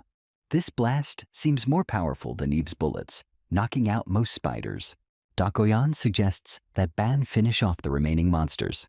Then she asks if there is a ruler more merciful than her. Ban just smiles a little nervously. He tells Light to cover the rear and Russell to watch the horse in case of a surprise attack. A sword appears in his hands. Goyan is not his ruler, but he did not expect her to be so considerate. The spiders make strange sounds and come closer. How can he not be grateful for this? And attacks one of the spiders. His comrades are watching him. Yuan stands in front of the spider, pointing his sword forward but trembling. He can't break through it. The spider is too hard. The monster's eyes begin to glow aggressively. The spider jumps towards the guy, intending to attack. But even in such a situation, there is always an opportunity to strike. He hits the spider with his hand right in the face. His friends are happy because they managed to win. However, if the enemy can't be cut down, then everything is pointless. He can't just keep hitting and retreating, especially when there are so many spiders around. Looks like the tower spiders are still too strong for Ban.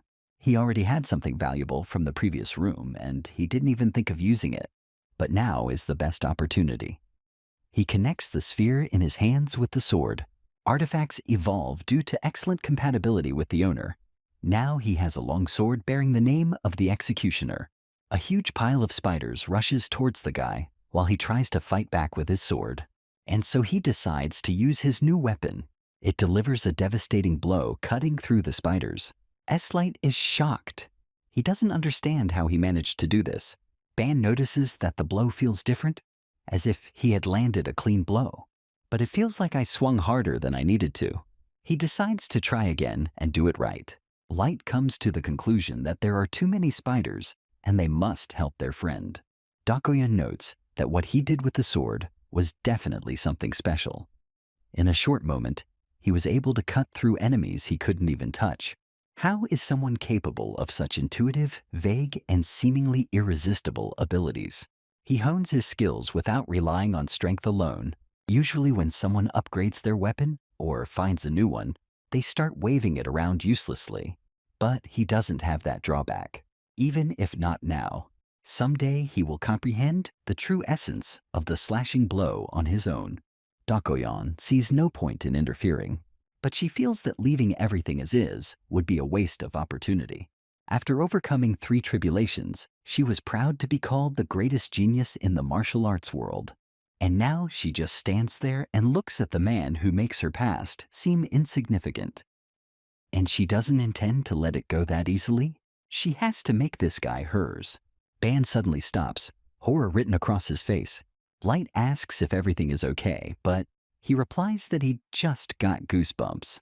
He then asks why Dakoyan is just standing there, and isn't she going to use the gust of wind? He is told that she is doing just fine as is. Then maybe he shouldn't give her the sugary drink since she did it all herself. He runs off to get some soda, saying he'll only share with Rochelle and Light. At this time, they receive an external message. Right now, this notification comes. But Rochelle does not react in any way. It says that they all need to leave the tower. No one understands what is happening. This is a personal message from the rector to all students, and no one likes it. Dakoyan hasn't even had time to warm up yet. She hasn't received her sweet drink, and until there's an explanation, she's not going to believe it. Rochelle, who had been standing motionless until now, begins to growl and says that someone is approaching. Everyone immediately reacts to her strange reaction. They see a huge number of spiders and begin to understand why they were told to return. Now it becomes clear. This is what was discussed at the meeting. It is not surprising that the difficulty of the floor was not determined in advance. Dakoyan takes his student card, but there is no signal. She says the device has stopped working, and they are now completely cut off in this room. From the huge portals, many spiders with nasty paws burst out. This is the very phenomenon in which even students can die. A huge flock rushes towards the students. With claws and swords, they are ready to fight, despite the spatial heterogeneity. Earlier, the professor spoke about the possible likelihood of a spatial pirate invasion, especially when newcomers gather in the tower. The problem is that their anomalous invasion leads to the emergence of an unpredictable phenomenon: irregularity. As a rule, during a normal playthrough, no one dies. But as soon as the situation becomes unusual, everything changes. The rules of the tower are turned upside down. Safe zones become dangerous. The number of monsters begins to grow uncontrollably. The difficulty level of the rooms increases dramatically. At the same time, many other problems arise. The tower can no longer guarantee safety, and that is why such phenomena must be kept in mind. If they ever realize that they are facing an irregularity phenomenon, they should know that this is indeed an extremely dangerous situation. Together they break out into another room, because it will be more spacious there. Nobody knows how long they will have to fight off spiders. Therefore, staying in a cramped space is too risky. The spiders are already running down the corridor, ready to fight. There are so many of them, it seems like they are endless. Dakoyan attacks enemies with his whirlwind, while Light cuts through spiders with his sword. He yells at the girl not to stop, but she replies that he should worry more about himself. Through joint attacks, they gradually destroy the spiders. The girl has already fought off dozens of opponents, having gotten this far. Dai and Bondin are also participating in the fight, and they are all pretty exhausted. Russell's hair had already turned more than half black due to the use of her power. She doesn't say a word. If the hair darkens completely, it will lead to a nightmare scenario. Even though spiders are extremely tough, it is not known how to deal with them. Dakoyan notices that the beast has gone completely mad. And who would have thought that everything would end up like this? She won't be able to continue at the same pace unless she takes a break soon. The situation will become dangerous. At that moment, she notices a drink in the guy's hands, which he hands to her, offering her a drink. He will hold off the spiders, and in the meantime, she should rest. The girl takes the jar, smiles, and asks if he can really handle it. Ban replies that of course he can handle it and pulls the pin from the grenade. He swings his arm and tells me to look more closely. He then throws a grenade towards the spiders. Russell notices this and looks at her in surprise. The grenade sparkles and shimmers with a rainbow. And then there is a powerful explosion, destroying many spiders. Light covers his face with his hand and asks what kind of power this is. Ban replies that he put a lot of effort into creating this thing. After this, he gets on his motorcycle and rushes towards the spiders, telling his comrades to take a rest. He notices that Russell still has some power left, but it is too unpredictable to be relied upon. With the monsters constantly arriving, no one knows how long they'll last. Giving Light and Dakoyan a break is the best option. If he can destroy as many enemies as he can, he will buy the others precious time. Suddenly, a sign appears next to his face. It says that the level of the Bloody Tide sword has risen to 15, and he has mastered the concept of a slashing blow fluently, and the depth of his understanding has reached the 2nd level. He sees his sword turn red. The guy doesn't know how blood poison works, but I am ready to find out and test it in practice. He rides his motorcycle while swinging his sword, killing spiders. At some point, he notices that the trajectory of the blow has changed. It has become much easier to destroy enemies. The weapon's area of effect has expanded significantly. When Slash is empowered, the cutting power increases, and blood poison increases the attack range and radius. However, this comes at a price. The poison sucks out his blood. With each swing, he loses vitality, and this technique cannot be used too often. One of the fighters notices the strange aura of the sword and inquires about its nature. In response, he hears that Russell has committed genocide among the spiders, and it is better not to interfere with her now. Ban believes that his comrades should not interfere in this. They need rest. Light objects, as he thinks they've had enough rest thanks to him. At that moment, they notice that the spider swarm has noticeably diminished. Dakoyan points out that it doesn't look like the battle is over. Usually when a wave stops, it means the battle is over, or something stronger is approaching. Russell, with a blazing gaze, loses his composure and fights with full force. Suddenly a portal appears, from which a huge spider emerges. Ban is confused because they were told that such monsters only appear in the 50th room. He focuses on the monster in front of him, but Light tries to get his attention. Everything is going according to the expected scenario. There should be more monsters. They notice a second giant spider and can't understand how the situation could get any worse. 2 huge monsters, one in front, one behind. Light begins to doubt the reality of what is happening and wonders if anything written in the manual corresponds to reality. Dakoyan, showing no sign of concern, calmly sips his drink. Russell, blinded by rage, rushes with all her might to attack the monster. The boys notice how recklessly she attacks, having already been wounded by the spider's claws. And perhaps such determination will even play into their hands. Ban tells his comrade to stay close to Russell. Together they will take 1 spider each, one in front, one behind. He himself, together with Dakoyan, will fight the spider that is behind. Despite his confident words about division, he himself does not fully understand what exactly needs to be done to defeat such monsters. First, he'll need a cleaving strike and blood poison, otherwise he won't be able to break through these monsters. Normal attacks might not even work on such huge targets. A girl approaches him. He remembers that she said that she would cope with the monster together with him. He understands that he cannot cope alone, but still refuses to ask her for help. She comes closer and wonders if it is pride or something else that is stopping him. The boy blushes. At this time, Dogoyan throws him an empty can of soda and says that it tastes unusual but pleasant. From that moment on, he kind of pays her back with this drink. Perhaps such payment seems excessive, but he should not perceive it as a debt. Ban notices the girl taking out her sword.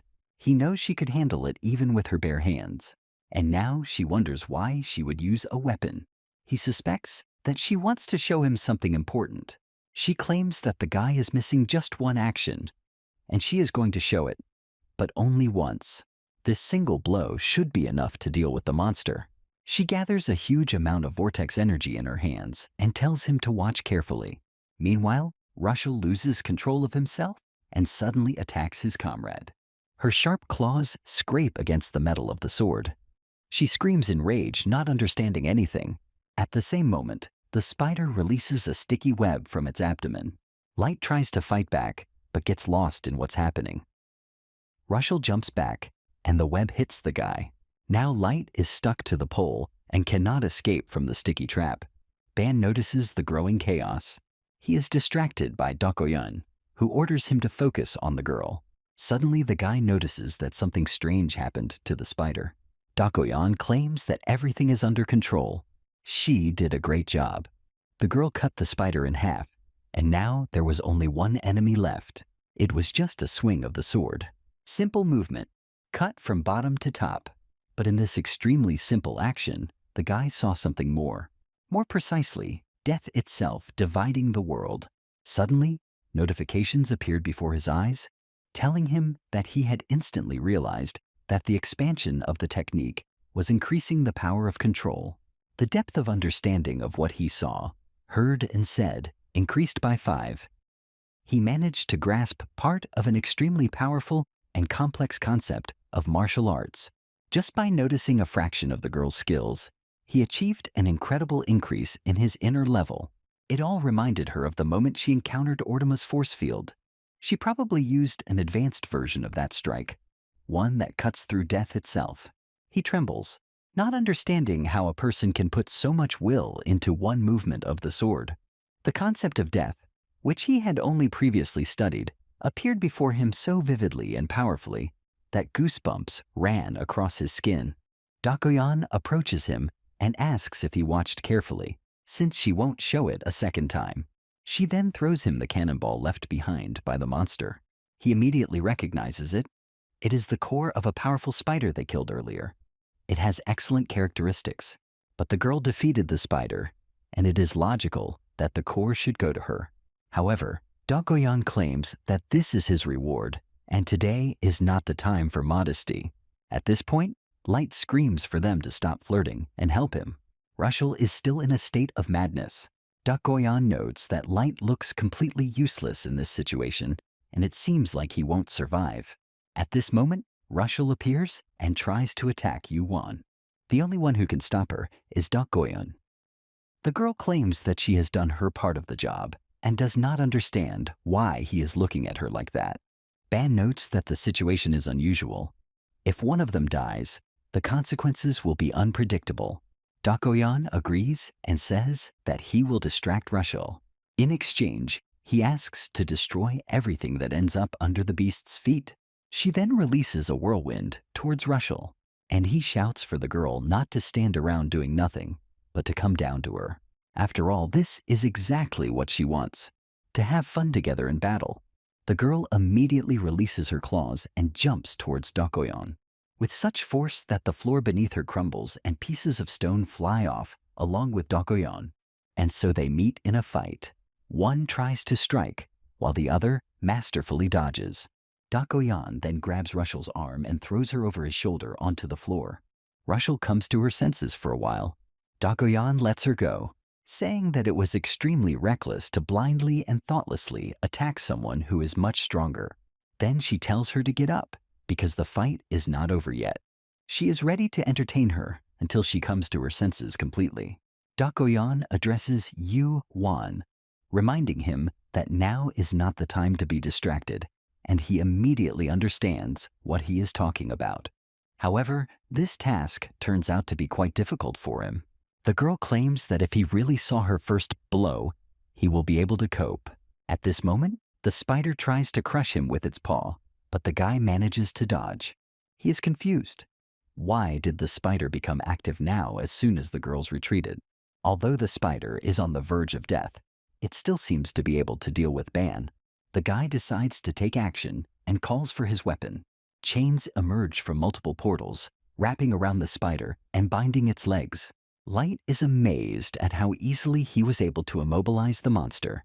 Ban decides that he can use his weapon to restrict his movements as much as possible, and then it will deliver a slashing blow with bloody poison when the spider is within reach. Dakuyan notes that the boy's blow was too shallow, and that in order to defeat the spider, it was necessary to decapitate it. Ban himself understands that the cutting blow was too short and cannot understand why. He also notices that the blood poison has not fully activated. Meanwhile, the chains holding the spider begin to gradually break. The guy realizes that consistently applying the two techniques turned out to be a difficult task for him. After all, he had never tried to do anything like this before, and at that moment, the spider breaks free completely and strikes back. All his comrades watched the battle from the sidelines and began to worry. Before that, having parried the blow, the guy grabbed his hand and fell to the floor. He was breathing heavily. For a moment, it seemed to him that he would not be able to block the attack. As soon as the spider touched the blade of the sword, it changed the angle and shifted the direction of the blow. If he had taken that attack head-on, both the sword and the arm would have surely been torn apart. However, no one could understand how he was able to feel it. It was only a moment, but it seemed to last forever. Was it because he had observed Dakoyan's sword technique earlier? A sign appeared next to him that read, "In the process of repelling the enemy's attack, he realized his concept of the flow, and the depth of his understanding reached its climax." So that blow really affected him, and it was amazing. He never thought that what he saw could awaken the dark essence of martial arts that was dormant deep inside him, the existence of which he did not even know. Even if he couldn't exactly replicate the girl's sword technique, he already knew what he had to do. Yuan then suggested that the spider try to attack him again. The monster roared loudly and pointed its spikes towards the guy. Light remembered that there was a concept of parrying, a movement that blocks or deflects an opponent's blow to the side, capable of preventing an attack or a fatal wound. If successful, you can even counterattack the enemy. However, this is just a concept, not reality. In fact, it's quite easy to die before you fully master this skill. Another way had to be found. But what must be, must be. He watched Yuan carefully.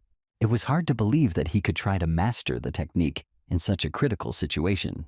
The question arose, is this even possible? Ban continued to fight masterfully. First, he took the attack head-on. Then he reflected it and deflected it to the side, after which he redirected his blow. And now, with the help of the all-seeing eyes, he began to see everything. At this time, Rochelle, overcome with rage, attacked Dogoyon again. But she calmly dodged without straining herself, and Rochelle, losing her balance, stumbled and fell, slightly scratching her face on the floor. Dogoyon watched the boy. She knew that he would learn from that first blow, but she didn't expect him to show something so unexpected. The fighting technique that embodied the essence of the flow existed in the Central Plains, and only a few tried to master it. Redirecting an enemy's attack in 100,000th of a second is a technique that requires incredible reflexes. Ban struck, causing a small explosion. Mastering such tactics involved enormous risk and excessive effort. Most people chose the easier paths, but someone like Dokoyan, always specialized in martial arts, aimed at destruction. Now what was happening made her look at everything differently. What had seemed like a minor trick before turned out to be something unexpectedly profound. She would never have thought that it could look so impressive.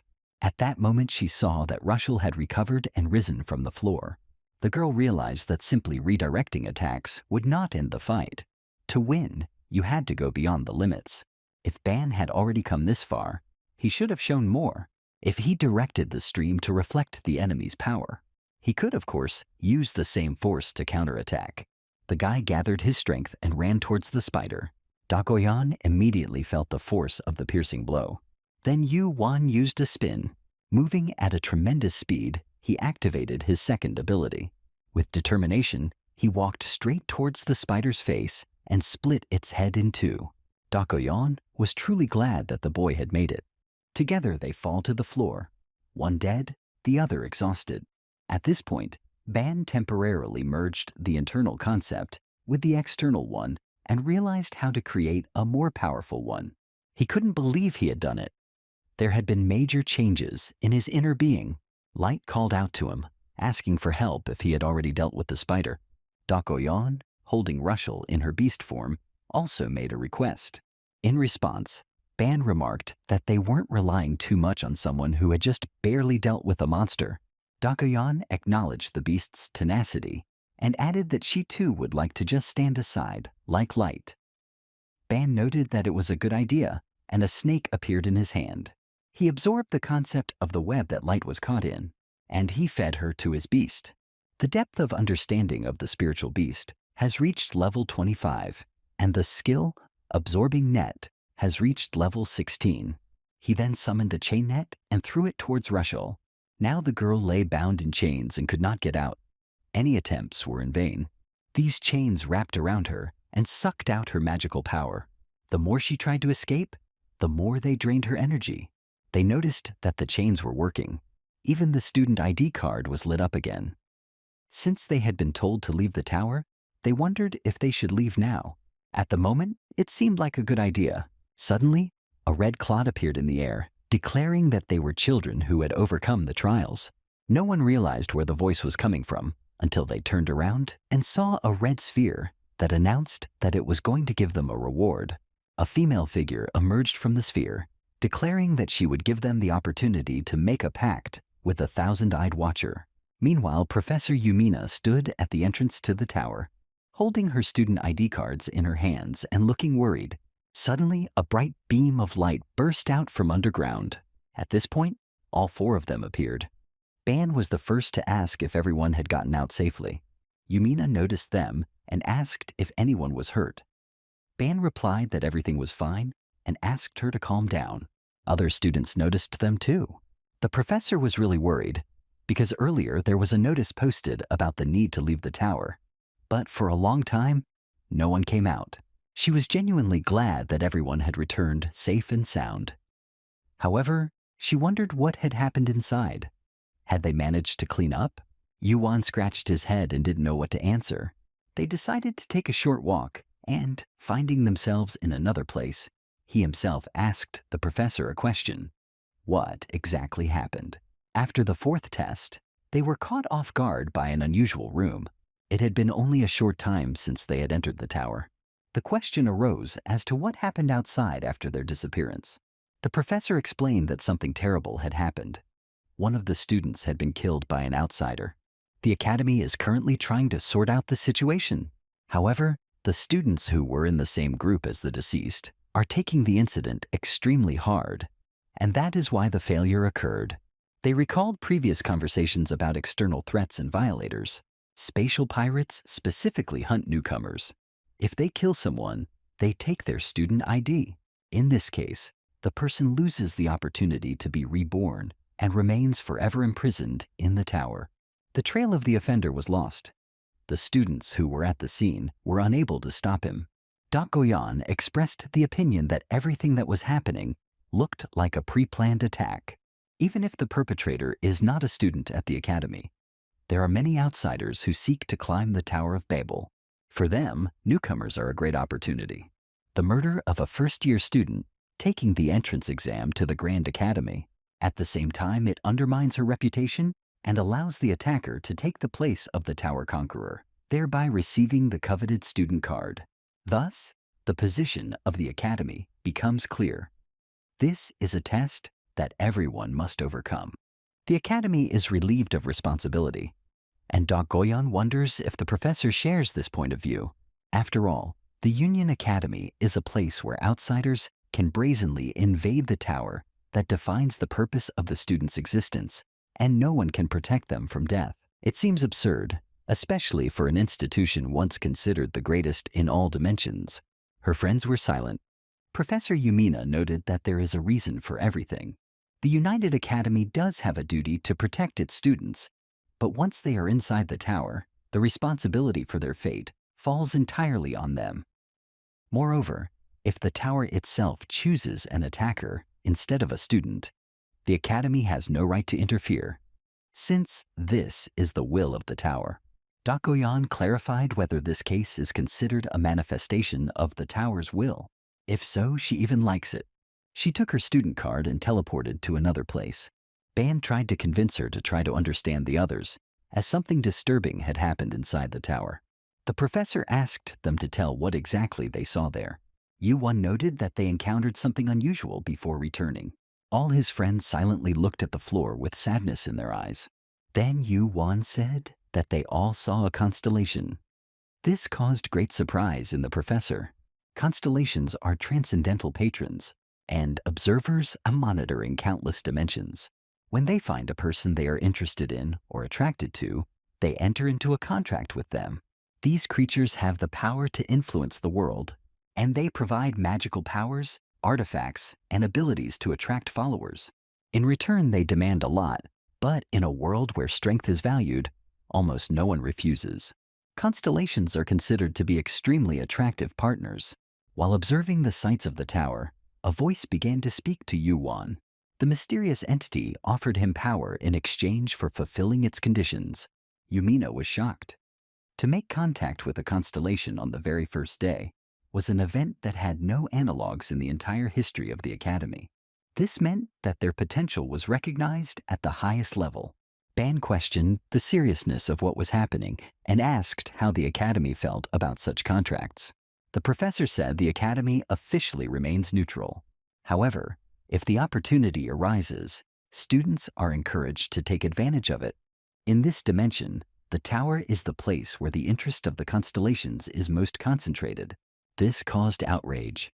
Despite the lack of proper protection from intruders, the Academy is so friendly towards creatures about which almost nothing is known. The professor asked what exactly the observer had asked Yu-Won to do. He replied, she needed murder. She promised to sign a contract with those two. Who will kill the other two first? That was her demand. She had previously said that only the blood flowing through her veins could bring her song and praise. Children with outstanding potential were asked to kill a comrade by cutting his throat and give her blood to the observer. In exchange, she will accept them as direct descendants of her branch and will never leave them until the very top of the tower. Ban was shocked. They were required to kill their friends for power. It seemed madness. He noticed that Dakoyan, as if hypnotized, came closer to the observer. Then, releasing her energy, she made it disappear. The professor realized that in front of them was a creature that perceived their lives as toys. It was disgusting. Ban expressed outrage at the very fact of such an ordeal. He asked if they could return to the tower by the end of the week.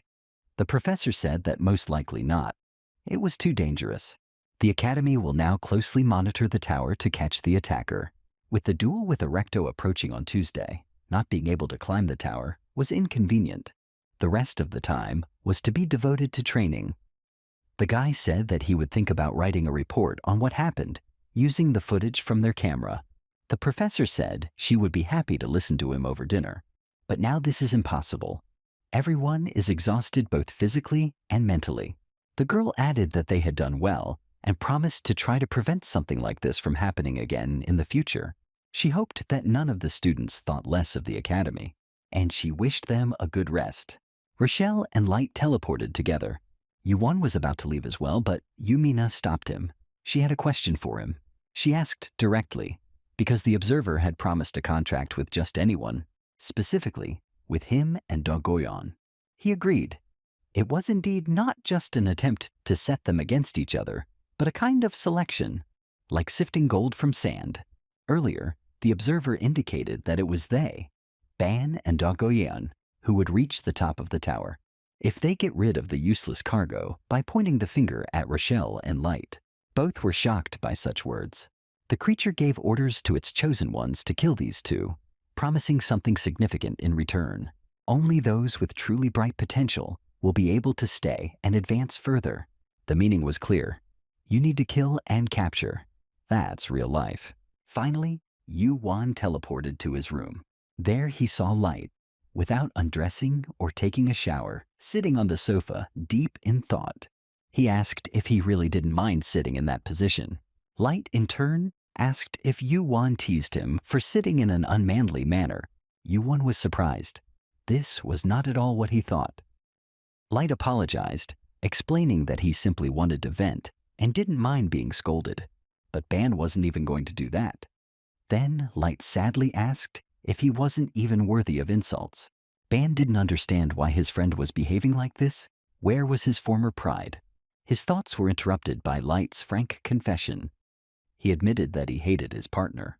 He wanted to say that he also felt hatred towards him and that they were finally on the same page. He believes that there is no point in simply calling an idiot. It is based only on emotions. After that, he sits down in the chair opposite and says to Light that if he has something to say, he should speak out. He will listen to him, even if it's just a complaint. It doesn't matter. Light begins to talk about the world he came from. There he was, one of the greatest talents. And this is not an exaggeration. His family and surroundings recognized his abilities, admired him, and saw him as a savior. He was entrusted with the sacred sword, which was not just flattery. Having received the power of the Tower of Babel, he became the last guardian to save them. Thanks to his faith in it, he was able to make a pact with this sword and enter the academy with a huge burden of expectations from everyone. But everything went differently. No matter what he did, everyone treated him like a burden. Ban said that the words of divine beings, or whoever they are not something to be taken seriously. Light replied that he could call them whatever he wanted, since he was the chosen one, and Light was ultimately just a bystander to the two chosen ones. Constellations are transcendental beings, much stronger and smarter than humans. He can't understand how Ban and Dokoyan refused their offers so easily. The guy noted that such proposals make no sense. There are many ways to become strong without having someone die. Neither he nor the blonde came here to listen to such things. Light thought that he was only saying that because he had unrivaled talent. Honestly, if there was something they had to sacrifice to become the chosen constellation, they probably wouldn't hesitate. But Light himself would most likely not have been able to decisively refuse. Perhaps he would never have made a choice. He is overcome by a feeling of annoyance and fear. He cannot forgive himself for his weakness. Sometime after the conversation ends, Ban takes a shower. He wipes his head with a towel and sees that Light is already in his pajamas and sleeping in bed. However, Light calls out to him. He apologizes for what he thinks is his whining. He says that it is not Ban's fault. He was just jealous of him. In response, Ban apologizes for burdening Light with heavy stories. They are friends after all, and he is always ready to listen to Light. He leaves briefly, leaving a cup of hot chocolate on the table, saying that unpleasant thoughts are forgotten when you eat something tasty. Light doesn't know what to answer, but simply thanks. Ban leaves, closes the door behind him, and leaves him alone. He notices that Light has changed a lot since their first meeting, and decides that he should be more careful with his words in the future. At that moment, Dogoyon appears next to her and says that at least now she won't have to go into the room, which is already good news. Ban is startled by her sudden appearance and exclaims, asking why she is in the boys' dorm. She gestures for silence and says, "Not caught, not a thief." But that doesn't change the fact that she shouldn't be here, Ban thinks. In response, she grabs him by the towel around his neck and drags him away for a change of scenery. They go out into the yard and sit on a bench.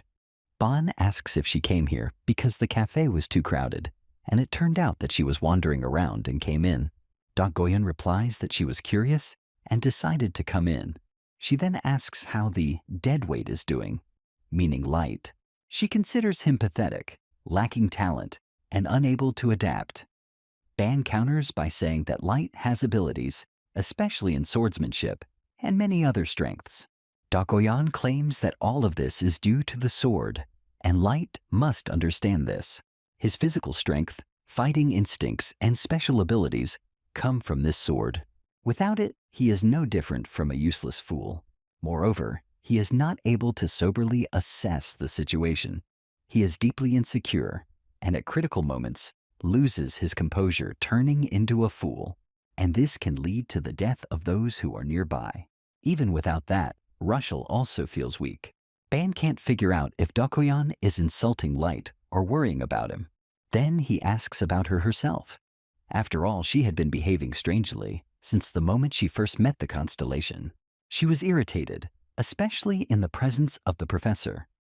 He asks if she is okay. Dokoyan is embarrassed to realize that he is worried about her and thinks that he used his ability to figure it out. But Ban replies that he doesn't need to use his abilities. After all, it's all written on her face. He hands her a mug of cocoa and says he just wants to know if she's okay. The girl takes a mug, and after drinking the drink, he realizes that he just wanted to comfort her. She thanks him for his concern, noting that nothing serious happened. She was just really irritated at the time. She was brought out by emotions, both by the words of the observer and by herself. Perhaps she was thinking the same thing. Ban is surprised to hear this. The girl believed that the entity was the same as themselves. If these two had not helped them, she was thinking of getting rid of them. Yu-Won couldn't understand what kind of nonsense she was talking about. But Yu replied that maybe that was why she was even more disappointed. If she had been more decisive, she would have been guided by the idea of taking only the capable with her. If I had been too self-absorbed, I might have let them die.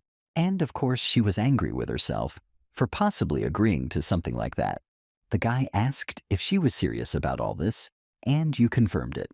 Then Ban asked if that meant she could be considered stupid too. Dokoyan shared his deepest feelings with her, and this is how it all ended. He noted that no matter how powerful the artifact was, if a person did not have talent, he would not have been able to go so far. Light certainly has a natural gift to be able to control this sword. The problem is his habit of relying too heavily on weapons. Because of this, he cannot respond to the situation in a timely manner. The same goes for Russell. Her incredible physical abilities and enormous potential are only held back by internal contradictions.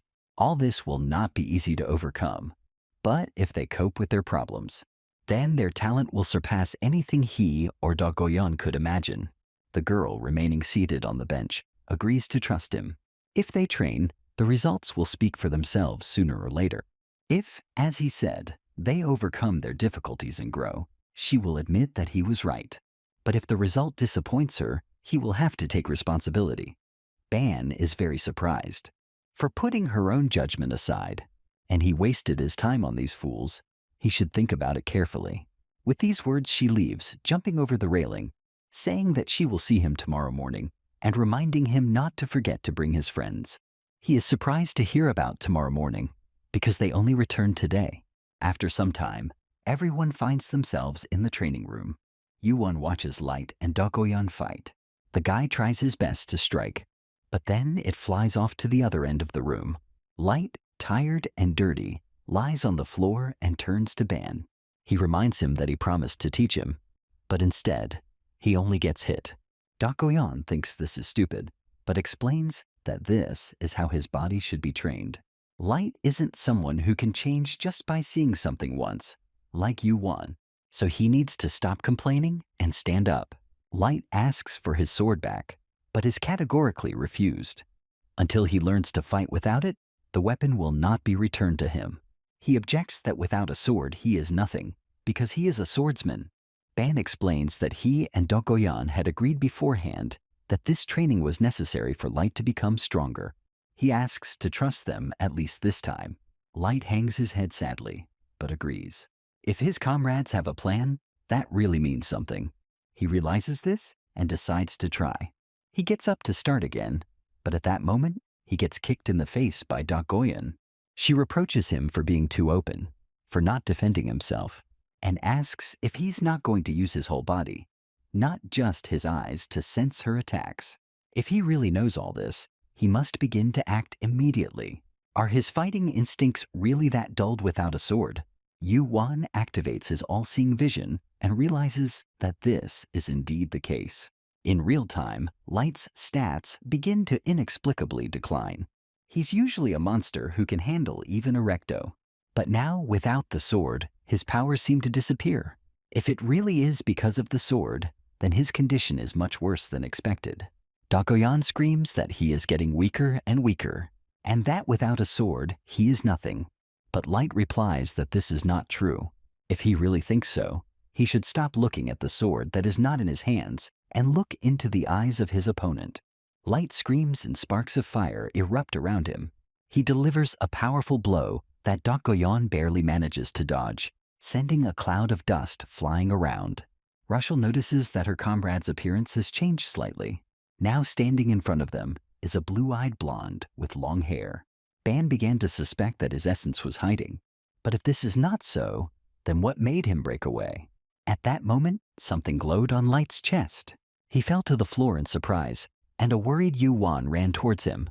Dokoyan immediately stopped him, saying that the guy was fine. It was just not something that could be resolved so easily. Light returned to his normal state. The girl asked him if he knew what the problem was. He replied that Dokoyan and Ban were right about him. He also thinks that he can't do this anymore, and asked if they could have another sparring match. Dokoyan replied that before they began, she had to apologize. She had been wrong about him. The guy said that the changes were unnecessary, and that he was the one the girl was helping. She interrupted him, saying that she thought he was an ignorant idiot. But if you think about it, he's the one who carried the bomb, and they'll hope that the bomb doesn't go off inside the tower. Light was yelling that he really didn't like her, and Russell was trying to get Ban's attention. At this time, he looked at the guy with his all-seeing eyes, not understanding what had just happened. Light emanated both a holy spirit and a demonic spirit. Can such opposite concepts be combined in one body? This looks like the reason for that outburst. Does S-Light understand this? They will talk about this later in the dorm. Ban apologized to Russell, asking why she called him since he was lost in his thoughts. You replied that everything was fine, but it was actually important. Maybe they should spar too. Ban remembered her previous appearance and asked if everything would be okay. She replied that it wouldn't be okay, but they had the ability to keep her. Even so, she also wanted to control her power and be useful. Ban looked at her in surprise and agreed. He noticed that she seemed oddly motivated today. Had yesterday's situation really shocked her that much? He gave her a wooden sword and told her that they needed to set their own pace. There is no need to be as noisy as their partners. The intensity of the struggle will increase gradually. Then they decided to start, and Russell promised to try. But suddenly Yu-Won wondered, was this the life he dreamed of at university? A period of his youth as he imagined it. It wasn't chaotic, with fights and aimless blows from the grinding of love. More like a young boy and girl encouraging each other while honing their skills together. He is very lucky because thanks to Russell, his dreams are coming true. The girl asked if she should start, but he replied that she should attack at any moment. The girl's eyes flashed, and her hair immediately changed color to scarlet. 5 minutes later, Yu-Won said that the artifact would not let her escape no matter what. She is restrained by chains. They suck out her magic, and the girl gradually comes to her senses. A couple of seconds later, she came to her senses. She worried about the others, asking if everything was okay, if he was hurt, and how many times it happened. But he lost count. She sat down on the floor with him and apologized. After all, it's because of her that Yu-Won is now all tired and dirty. The guy stroked her head and said that everything was okay. He promised to help and was ready to do so she shouldn't be too upset. They were interrupted by Dokoyan, who appeared behind them with a loud stomp. Asking if she had been training poorly while she was doing so, Ban calmly flirted. He replied that nothing like that happened, and that he did not see the expression on the girl's face, and he almost died. It wasn't what she thought. The guy was genuinely worried about Russell. Dokoyan approached the girl's face and asked if she had any ulterior motives. Training while thinking about something else is rude to your opponent. They decided to leave history aside. Ban noticed that the girl who was so motivated was now embarrassed again. She's too soft for Dokoyan. No, he took into account what had happened. And wasn't it amazing that she had any motivation at all? If it were him, he would be very upset and would just disappear the whole day. He doesn't think she has time to improve her mental state, but Russell is trying her best. Ban said he had recently asked the professor if he could leave the campus and take someone with him, and permission had just come. Dakoyan is confident and says that it's great because she felt isolated in this academy anyway, but the guy told Russell that from now on she would go outside the academy with him, and he asked her to go on a date. Ban was sitting in the store and talking to someone on the phone. He said that he was not staying overnight. They were just going for a walk, and he would be back before evening. Dakoyan yelled at him, complaining about how long he had been living in some world of his own, referring to the situation where men and women stayed up late without any intention. Russell came out of the dressing room, attracting attention. She was wearing the outfit the guy had recommended and asked if she looked okay. The outfit emphasized her figure, and she felt a little embarrassed. Yuan gave her a thumbs up and said she looked amazing. Russell admired the city. She couldn't believe that there was such a big and vibrant city outside the academy. Ban suggested taking a walk. There was another department store and a shopping area nearby. Before the girl could come to her senses, she found herself in a crowd of people and couldn't keep up with Yuan. Her vision was starting to blur, and at this rate, she might lose sight of him. But then Ban grabbed her hand and asked if she was okay. He apologized because he forgot that the girl was in such a place for the first time. He also noted that the shopping area was very crowded, so it's better to hold hands. They both walked down the street embarrassed, and then they went together to a diner where they were served delicious dishes. Later, they visited confectionery and toy shops where they bought a stuffed penguin. After shopping, we walked around the park and looked at the flowers. Russell ran happily, scaring away the pigeons, and both were very happy and smiling widely. After some time, they were sitting at a table outside and were served dishes made from monster meat. Russell ate with appetite and admired the taste, saying that it was even better than she expected. She couldn't believe she was eating Ellen meat just a short time after arriving in the city, and all this thanks to her friend. But then she froze. Ban realized that something was wrong with her and asked what was wrong. After all, she had just been enjoying everything. The girl replied that she felt excited because Ban brought her to the city for the first time in a long time. He gave her some beautiful things, treated her to delicious food, and in return, she can do nothing for him.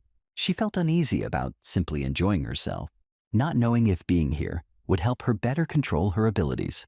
Then Ban asked her to look at his hand. A ball appeared above his palm, in which her current emotions were formed, although she could not see anything. Previously, his abilities only detected anger from her, but now everything has changed.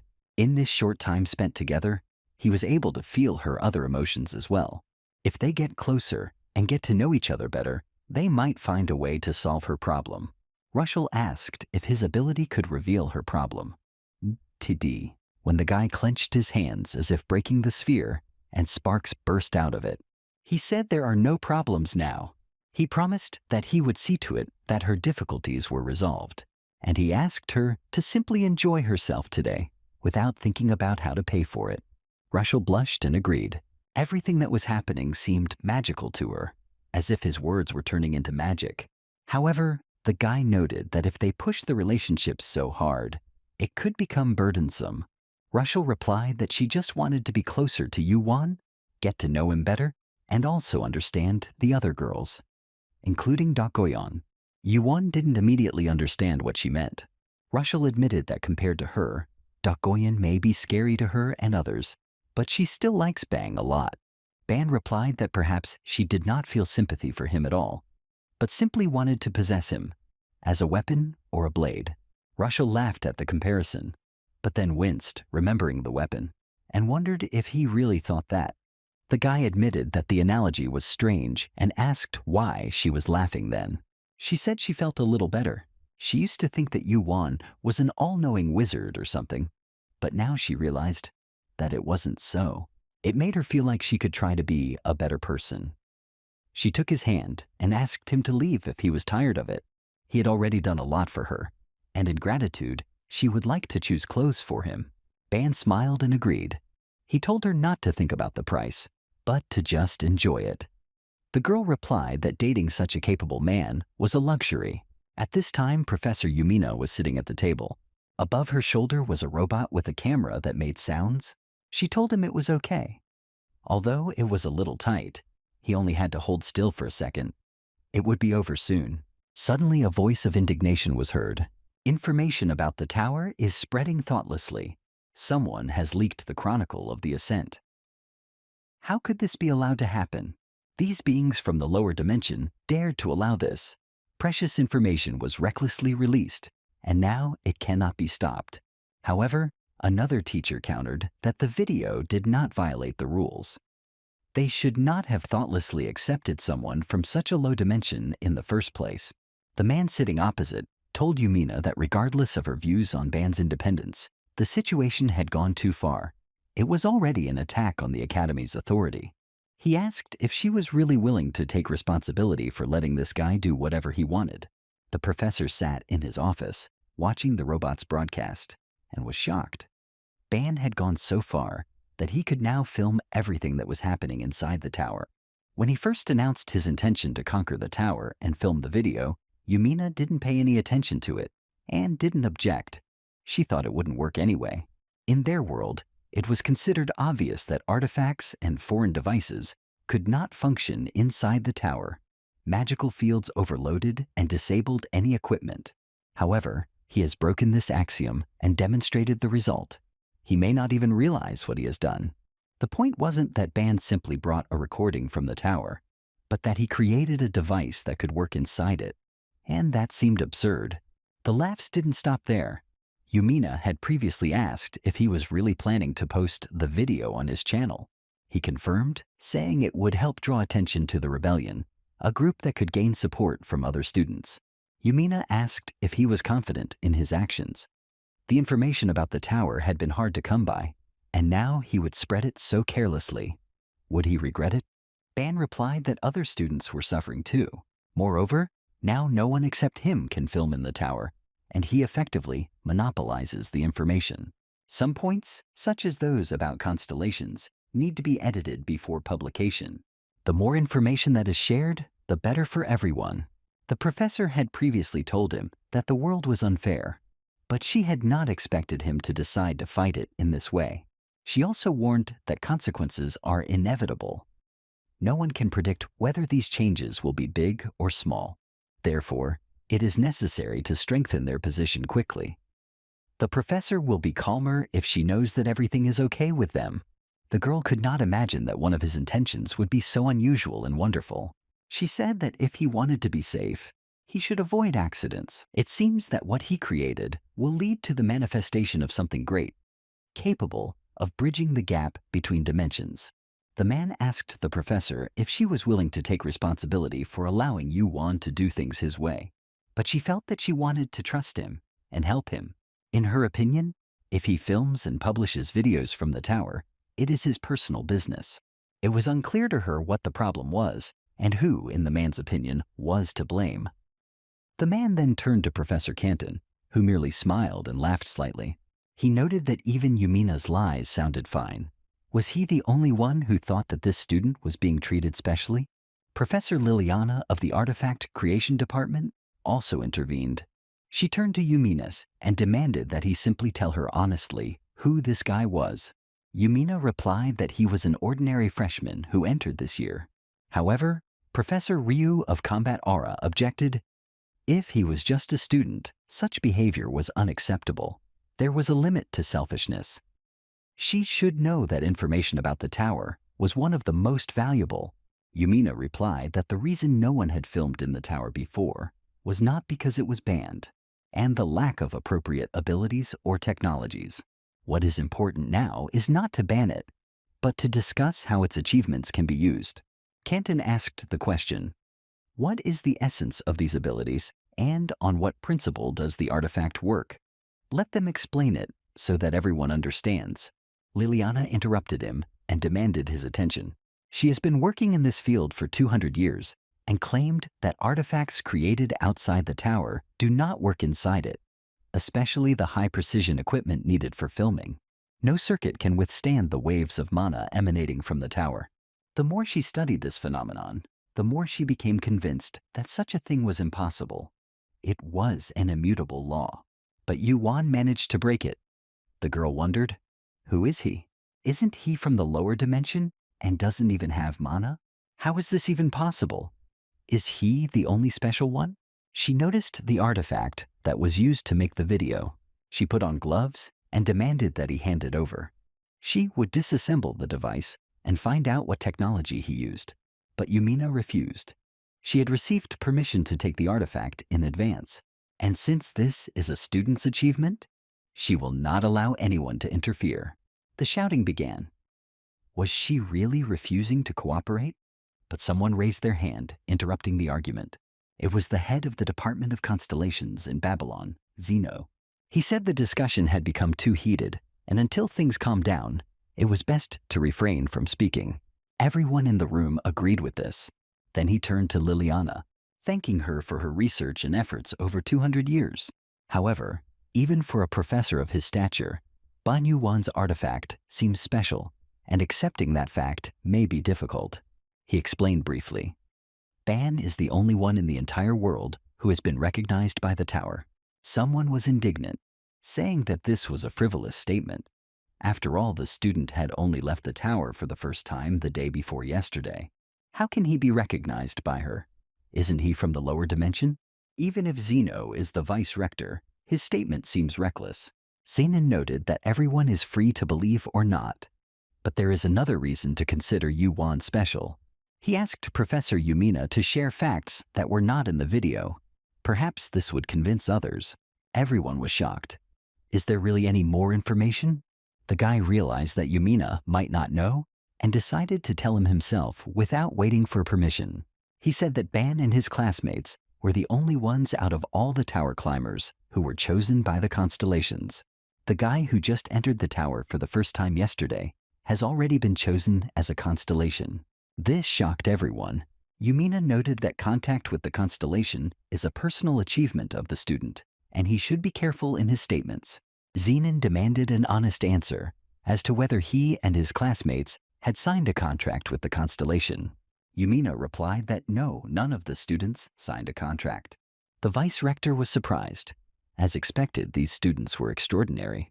They probably found it difficult to express their intentions under the pressure of the constellation's presence. After that, he invited Ban and his 11th grade friends to attend his lecture.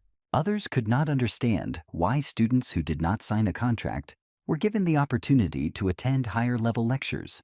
However, the man explained that what was more important was not the fact of signing a contract, but the fact that they were chosen. Being chosen already testifies to their exclusivity. From the moment they refused the contract, other constellations will definitely start showing interest in them. It is precisely these types of students who should receive support in his lectures. He is a professor who teaches students chosen by the constellation. So, if Bang Yu-1 was chosen, he is also his student. As for the interior photography of the tower, they cannot impose anything on the student. His abilities, personal requests, and questions will be resolved. Yumina realized that the purpose of the meeting was not to bully Ban. The vice-rector's words reflected the rector's position. If it turns out that someone exerted pressure on a student, regardless of whether he is a professor or a student, such a person will be expelled from the academy. This meant that Ban was not to be touched. He asked everyone to keep this in mind. At this point, the meeting ended. The vice-rector expressed his hope that everyone would have a good rest of the week. One of the professors was surprised that Ban was able to win the rector's favor. Canton approached Yumina and suggested that they celebrate her student's success at a bar, but she ignored him and teleported away. Everyone laughed at how awkward he looked and invited him to have a drink with them. The next day, Yu-Wan was in the cafeteria. With a tray of food, he approached the table where other students were sitting. A crowd gathered around him, everyone introducing themselves, saying what dimension they were from, asking if he was on the student council, offering to exchange numbers. Some people asked if it was true that he was from the lower dimension. One girl asked him out on a date. Another wanted to meet him in the evening. Classmates didn't understand what was happening. Eastlight explained that their channel went viral. The video of the tower's ascent has gained more than 2 million subscribers. Now it has become almost impossible to find someone who does not know about this channel. Everyone watched the video and discussed the characters. Dakoyeon admitted that despite her doubts, Yuwon's idea and abilities were truly outstanding. Russell, clenching her fists and leaning her chin on her elbow, watched silently. Ban returned to the table with his friends. Everyone congratulated him, saying that it must be cool to feel like a celebrity. Ban noticed that S-Light also had a lot of fans and asked him to be kind to those who would talk to him. Suddenly, they heard a discussion about the video. Someone said that it was a montage and that so much noise was pointless. It was doubtful that anyone from the lower dimension could have passed through 4 rooms in such a short time. They discussed the size of the spider and claimed that it was staged. They said that everything would be cleared up tomorrow. Ban remembered that he had to fight Erecto the next day. Those who doubted him or disliked him, they were looking forward to the fight, hoping for his defeat. Dakoyeon said he had to live up to expectations. Yuwon smiled and agreed that tomorrow promised to be interesting. Finally, they found themselves at the stadium. A judge stood between them and announced that the duel would be broadcast live on the Academy's official channel. The participants gave their consent and signed the documents. They stated that if one of the duelists could not continue or was motionless, the fight was considered over. Strikes to vital points were prohibited. Injuries were at one's own risk. It was also emphasized that the fight could last until complete incapacity. Yuwon's opponent asked him if he was afraid of him, and he offered to surrender. If only he would crawl between his legs and bark like a dog. Only then will he accept his defeat. Ban stood in shock upon hearing these words. They stood in the middle of the stadium, their fight watched by Yuwon's classmates and other students. Someone in the audience quipped that the lower dimensional being that had recently caused trouble would soon be torn to pieces. Ortama watched what was happening in silence. His attention was drawn to Dakoyeon, who was sitting far across from him. She asked her friends how the audience was reacting. S-Light responded that the number of viewers exceeded 10,000, but most of them were making offensive comments towards Yuwon.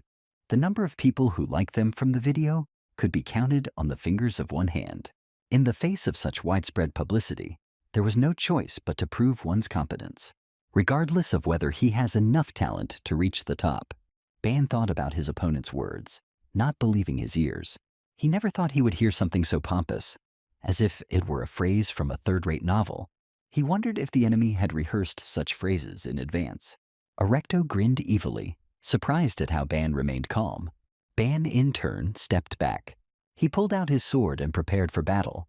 Erecto gritted his teeth in anger, and he asked the judge to announce the start of the fight, and waited impatiently for him to defeat his opponent. He raised his hand, indicating the start of the fight. Between Erecto, a first-year student, and Ban from the 11th, Erecto raised his huge fist in fury, intending to kill the enemy. But Ban deftly began to dodge, swinging his sword. He asked himself internally what he would do with his speed. Erecto got punched in the face, and his stone face started to crumble a little. After that, he fell to the ground. He thought about his speed and the method that Dakoyeon had recently taught him. It happened the night after a date with Russell in the sparring room. It took a lot of trial and error to master this technique. The method was effective against new opponents, and if he could successfully apply it, he could consider himself to have mastered it completely. To achieve this, he constantly trained by parrying blows from a club that alternated in speed and force. If he manages to endure it even once, the enemy will not be able to even touch him. Now Ban realized that Dakoyeon was right. Erecto hardly affected him. Erecto found himself on the ground, shocked and not fully comprehending what had just happened. His body was shaking.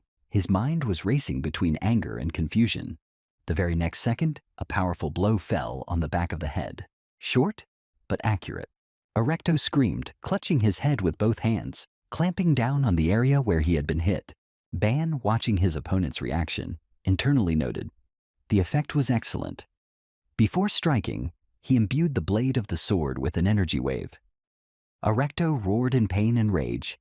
He couldn't believe that someone actually dared to hurt his body. Meanwhile, Ban, who had kept his cool, calmly squatted down in front of his fallen opponent. Without a trace of fear, he offered Erecto a choice. Either he was going to finally stop complaining and continue the fight, or they should end this right now. The answer was not long in coming. A flash of rage engulfed Erecto. He jumped up abruptly, not hiding his intention to attack. His movements became wild, his eyes filled with darkness, as if reflecting the fury of the anger raging within. Hot steam poured from his mouth, like a creature overheated by its own rage. He raised his hand, massive, stony like part of a cliff, and threateningly declared that he would certainly kill his opponent. The palm struck the ground with force, raising a cloud of dust. But Ban, who kept his composure, easily jumped aside. Even after receiving a painful blow, he did not draw any conclusions and continued to act in the same way, relying only on brute force. Erecto continued to swing his arms furiously, trying to hit Yuan, but every attack missed the target. Ban moved easily and freely as he dodged, as if he knew his enemy's next move before he even thought of it. Realizing that this couldn't continue, Ban decided to attack back. He swung his sword, running the blade along Erecto's entire arm. It wasn't just a movement. It was a precise, accurate technique. He knew he had no other choice but to meet brute force with brute force. The roar of pain that came from Erecto's throat was truly frightening. The vice-rector watched what was happening and came to the conclusion that this match was completely pointless. Viewers actively discussed what happened in the comments, doubting the authenticity of the broadcast. Many did not believe that this was not a fake and wondered if it was really Summer and if the broadcast was live. Even after seeing everything with their own eyes, they found it difficult to believe that what had happened was real. Comparing the current Yuan to when he first entered the academy, it was obvious how much he had grown. One of the students watching the fight was confused. He didn't understand if this was really happening. After all, Erecto was knocked down immediately after the start of the fight, and it was done by someone from the lower dimension. Viewers began to wonder, were the abilities shown in the video on that famous channel really true? The judge watching the fight was stunned. Just a week ago, Yuan was not this strong. Suddenly, a message was announced about an urgent meeting of the professorial council. Yuan stood before his opponent and didn't know what to do. Attacking someone who couldn't even move due to his injuries seemed like a pitiful act. For the fight to make sense, Erecto had to get up and continue the fight. But the judge raised his hand, declaring the end of the duel. According to the decision of the observers, the match was declared finished. Erecto was officially declared unfit to continue fighting. In order to protect the health of both participants, the fight was stopped right now. Ban realized that if he were in Erecto's place, it was unlikely that anyone would rush to defend him. He tried to object and asked the professor to wait, but he said that objections were not accepted. The duel was over. He was told to leave the circle. Yuan simply turned around and walked away. The duel ended without a chance to determine a winner. This was puzzling. But despite the unpleasant situation, he did not feel like a loser, which meant he could accept the outcome. At that moment, he heard someone trying to stop Erecto. He, despite the official end of the fight, stubbornly rose. He was warned that he was deemed incapable of continuing the fight and was required to remain where he was. But Erecto did not listen. He was convinced that Yuan expected him to capitulate, to kneel before the scum of the lower dimension. He had no intention of allowing himself such a slap in the face. He decided that he had to kill his rival, no matter what. The referee tried to stop him, loudly ordering Yuan to dodge. For many, it was unclear why he had to do this at all.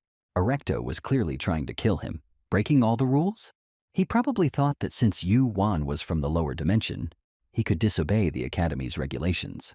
This behavior, as well as the attitude of the teachers, who sometimes supported and then suddenly curtailed what was happening at their own discretion, began to irritate.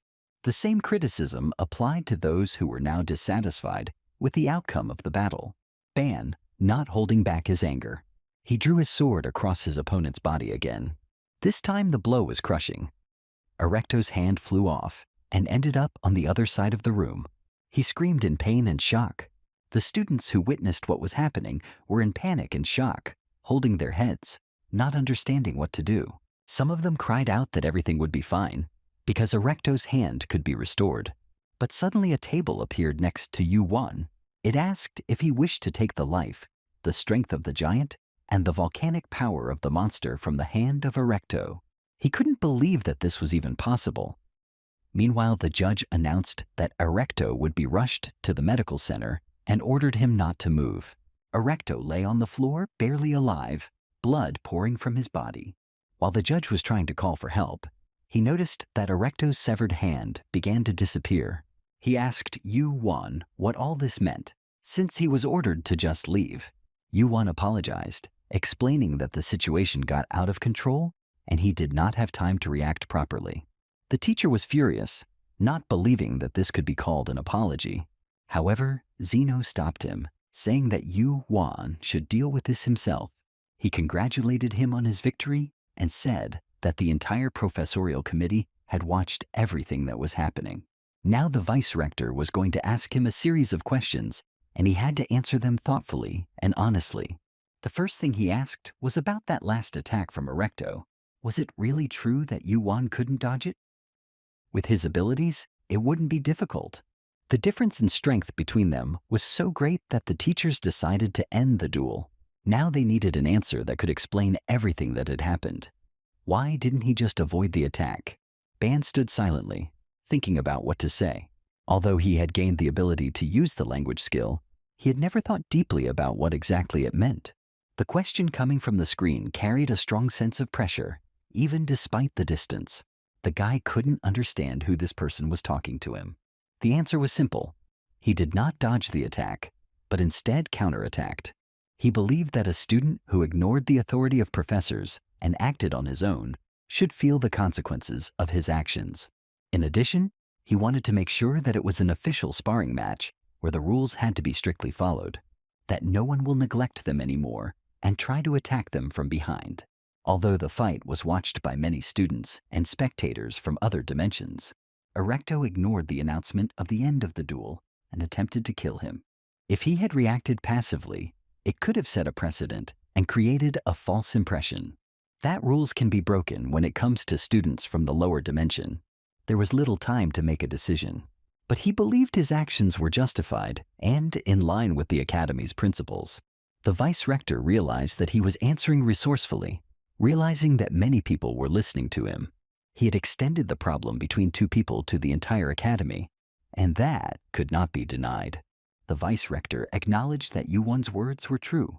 Students who disregard the rules of sparring deserve appropriate punishment.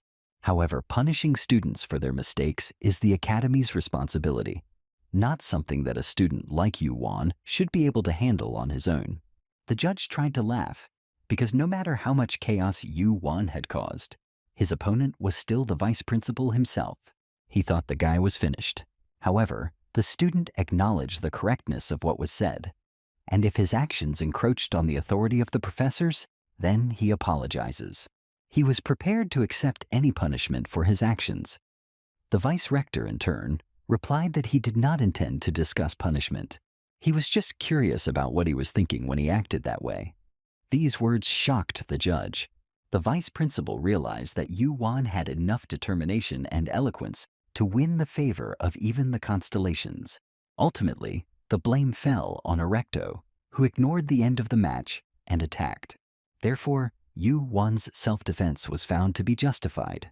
The judge tried to object because the guy did something wrong, but the vice rector stopped him, pointing out that the judge himself must stop such shameful behavior. After all, if they had stopped the maddened Erecto in time, nothing would have happened. Now he too will be held accountable.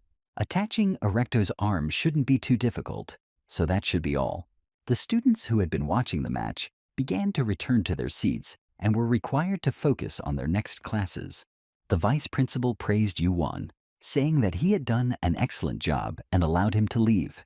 The guy bowed, and he headed towards his friends. Everyone was happy to see him back, and he thanked them for their support. He admitted that the skill of the Master of Words and swordsmanship that he showed at the end helped him fight the monsters in the tower. It was amazing. The most important thing is that everyone was glad that he was not hurt. Dokoyan admitted that she enjoyed watching him again. He had become even stronger. She was interested in how the new power felt and how useful it was from his point of view. The guy noted that it was all thanks to how hard she trained him in secret. Then Dokoyan asked if it was true that he had absorbed Erecto's arm. At that moment, he had indeed decided to take just a little bit of power, but it turned out that there was so much power in the hand. It contained the concepts of a giant and a volcano, which people cannot possess. It worked. Until now, he had not been able to control the concepts of living beings at will, but now it seems to be able to take specific parts and absorb them into itself. Thus, he somehow absorbed the power of his opponent's right hand. Dakoyan wondered why he looked so gloomy. It should have been a good thing. The guy admitted that at first he was happy that he had become stronger, but then he realized that he had cut off the hand of a man, not a monster. He remembered the joy of gaining power, and it made him feel abnormal, uncomfortable. Dakoyan was shocked by his words. He had to raise his head. His opponent was trying to kill him, and the price was just a hand. He won, and Erecto lost. He had to accept it. No matter who they are, he must not take into account the circumstances of those who attempt on his life. Ban apologized for becoming introverted. Worrying about things like that is stupid anyway. Suddenly a table appeared in front of him. He couldn't understand what they wanted from him this time, and all his friends looked at him in surprise. He was required to take an additional course without the right to refuse. The Constellation of Babylon, intended only for senior students, 4th years and above. At this time, the vice rector gave a speech on how to effectively attract the support of constellations and competently negotiate with them. He also mentioned useful knowledge, how to avoid the wrath of the constellations, how to make plans to move from one constellation to another, and the like. When the students walked down the corridor, everyone immediately paid attention to them. Everyone recognized that they were people from a lower dimension. They said that Ban talked too much, stuck his nose up, and looked annoying. Someone noted that despite his origins, he seemed worthy. During the duel, he looked smart. Nobody understood what they were doing here. This was the 4th year floor, where only Professor Zeno's classrooms were located. U1 addressed his comrades, saying that there was a rumor in their world that the more he was cursed, the longer he lived. Then he simply must be immortal. Rushel took the guy by the sleeve and asked if he was okay. After yesterday's incident, she was worried that even more people would start to dislike him. People said they didn't even know who he really was. He replied that he was fine.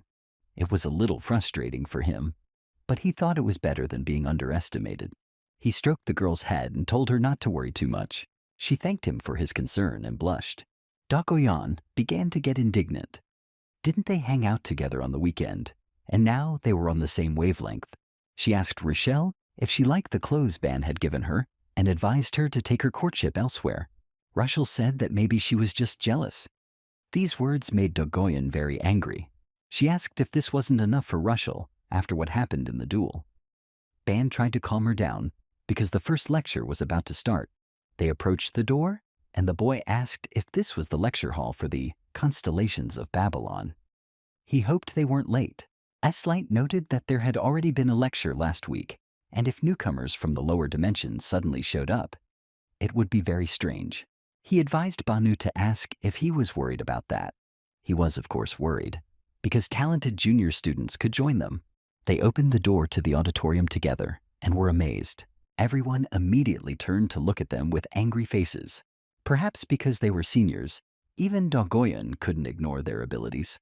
Rushel trembled in fear and hid behind U1. They were greeted by the professor giving the lecture. Ban immediately noticed that this was an auditorium for the gifted. The professor, introducing himself as a curator, noted that he was glad to meet him. Around him, Ban, with the help of his all-seeing gaze, felt a huge force. It immediately became clear that he had managed to partially comprehend the concept that the transcendental being, the protector, adhered to. He suggested that they take the empty seats and make themselves comfortable. This was stated in the plan they received, and the purpose of the lecture was simple: to understand the origin of the tower and the constellations. Since they were joined by younger students today, the professor decided to start the conversation with the tower itself. At first glance, it looked like a huge structure without beginning or end. But in reality, the tower was indistinguishable from a living organism. As participants progressed through the tower, they overcame challenges and found hidden treasures and secrets. It looked like getting rewards for clearing rooms. But in reality, it was different. The participants did not find rewards. The tower itself provided them so that they could reach them, choosing the most outstanding conquerors. Among the prizes were the best items, exceptional treasures. Thanks to an incredible miracle, the tower itself chose those who sought to know and understand themselves. Only those who are able to comprehend them can discover its secrets. This was the basic condition for any intelligent being predisposed to a high level of thinking. Ban mused that one intruder could turn the entire system upside down. The tower is alive, thinking, and choosing its own patrons. Isn't that too incredible? But then he remembered the moment of the mass mailing of the letter from the rector, which happened shortly after the intruder entered the tower. They suggested that the phenomenon observed in the fourth room was caused by an uninvited guest. If you think about it, there was already danger waiting for them in the first room. The creature that instantly killed Louis was a real elite. If the tower only started acting strangely after they arrived in that room, then the difficulty of the first, second, and third rooms remains unexplained. Panic gripped him. What was really going on? A wild guess came to him. But what if we change our perspective? Perhaps the tower became more complex, not because of the intruder, but because they themselves began the ascent. Perhaps the difficulties and rescues were caused by the tower deliberately placing them there, or because he, as the future owner of the tower, began the ascent, if that makes any sense at all. The vice principal paused in his conversation, looked closely at Yuan, and then smiled slyly. Yuan decides not to think about it too much. If the tower thinks for itself and chooses those who climb, as the professor said, then there simply won't be a better moment. After all, their class faces challenges and situations unlike any other. As has been said, high risk comes with high reward. The rewards that the tower has in store must be on a completely different level. Looking at the professor, he still couldn't get used to the concept. With this audience, he didn't understand what was happening. The vice rector, as if reading his thoughts, asked if he had already mastered the sphere. After all, there was a barrier around here. Some students don't notice it even after years, but Ban discovered it on his first day. His intuition is very honed. As expected, even as first-year students, the 11th grade students fully meet the requirements to take this lecture. After that, a sphere surrounded by rings descended from the sky. It was purple, like space. Sinan placed his hand on her and stated that he had a question for Yuan. He asked him what he saw in the sphere. A lot of signs with the words immeasurable appeared in front of the guy. He admitted that he could not see anything at all. The professor suggested that he concentrate a little better and try again. Yuan replied that he still couldn't see anything, but he heard he needed to concentrate again. He must see something. But the signs with the words immeasurable appeared in front of him again. Despite this, he continued to sit and tried to uncover the secrets of the sphere, and suddenly some sign appeared inside. He saw in the sphere a barrier, a gap, and protection. But beyond that, it felt like he still couldn't fully grasp it. The vice principal said that he understood everything and suggested that Yuan rest with his eyes closed. Just think, he unlocked the 3 main abilities of the sphere. He really is extraordinary. Now it became clear why the rector was keeping such a close eye on Ban. The vice rector asked if the boy understood what it was. He honestly admitted that he didn't understand at all. The man noted his exceptional honesty. He wanted to emphasize to all students, both in class and in everyday life, it is important to develop thinking and imagination. The expansion of consciousness is directly related to the growth of strength. If they want to use their skills at a higher level, they need to develop their mental power and internal motivation, and they must develop their ability to think. Even if the answer is not immediately apparent, you cannot stop thinking about it. Ban asked, if someone has high cognitive potential, will he be able to control the sphere? Zeno replied that one day such a person would understand the structure of all things, analyze them, and develop large-scale thinking. Then this sphere will turn him into a pseudo-god. Everyone in the audience was shocked and looked at the professor in silence. The man explained that it might be difficult to understand now, but that understanding would definitely come during the lectures. This is the core material of his course, and it is closely related to the main topic of the lecture. modeling the War of the Constellations. He announced that that was all for today. And as an assignment, the students had to come up with a possible application for this sphere. The lecture was over, and he promised that they would see each other in a week. Yuan thought that this was all too complicated. If it was a god, then what was a pseudo-god? A being similar to a god, or a false god? The principle of becoming a deity seemed incomprehensible to him. This was because they were freshmen, and the rest of the students were seniors. This course was too difficult for him. As they left the auditorium, Ban asked his friends to explain again what the lecture was about. S-Light replied that he thought Ban would be the one to tell them. But they were suddenly interrupted by Orduma. Everyone was surprised and asked what he was doing there, but he told them not to make noise. They asked where Dongua was, and then a girl appeared and asked why they were standing there. She laughed, thinking that something serious had happened, but in front of her was only Orduma. The guy immediately rushed towards her. He said that he had some business with her. The girl asked in surprise if he really wanted to have a duel. If he wanted to die, she wouldn't stop him, but it was clear that organizing a duel within the academy would be problematic. Orduma dropped to one knee and said he was not going to fight. A luxurious bouquet of roses appeared in his hands. He stated that he wanted to ask Dongua out on a date. All her friends standing behind her were in complete shock. The girl herself also stood, not knowing what to answer. Ban was shocked that the guy fell in love with the girl who beat him half to death. Dongua didn't understand how a person could be unaware of another's feelings. She was genuinely curious about his plans. She wanted to ask Ban about it. He was very surprised, not understanding what plan was being discussed, and asked directly if he really didn't know why he was behaving this way.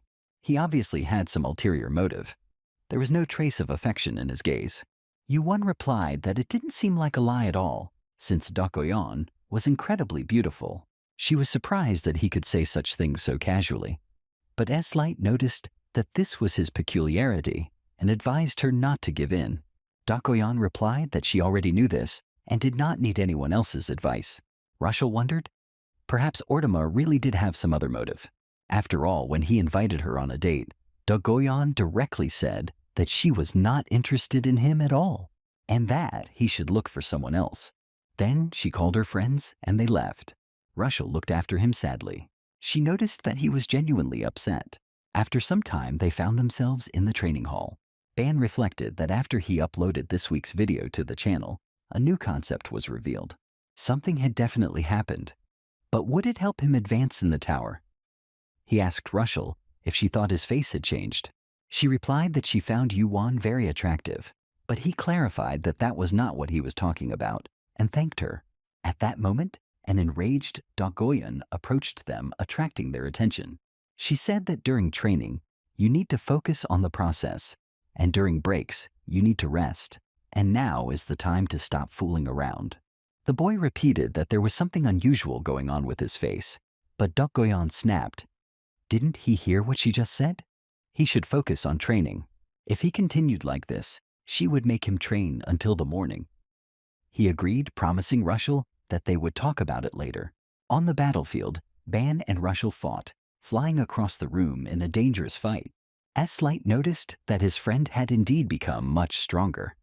Maybe it was time to stop focusing on dungeons and move on. Dongua agreed that he had become stronger, but was still far from the level of his comrades. From the very beginning, their training together only bore fruit, because one of them was gentle with the other. In any case, tomorrow is the day of the ascent to the tower. Has he figured out what to do with Russell? If everything remains as is, the hike will be no different from last week. If they don't find a solution, they will face the same thing again. At that moment, Ban activated his all-seeing eye. Last week, while watching Russell, he noticed several things. Her heart was out of control.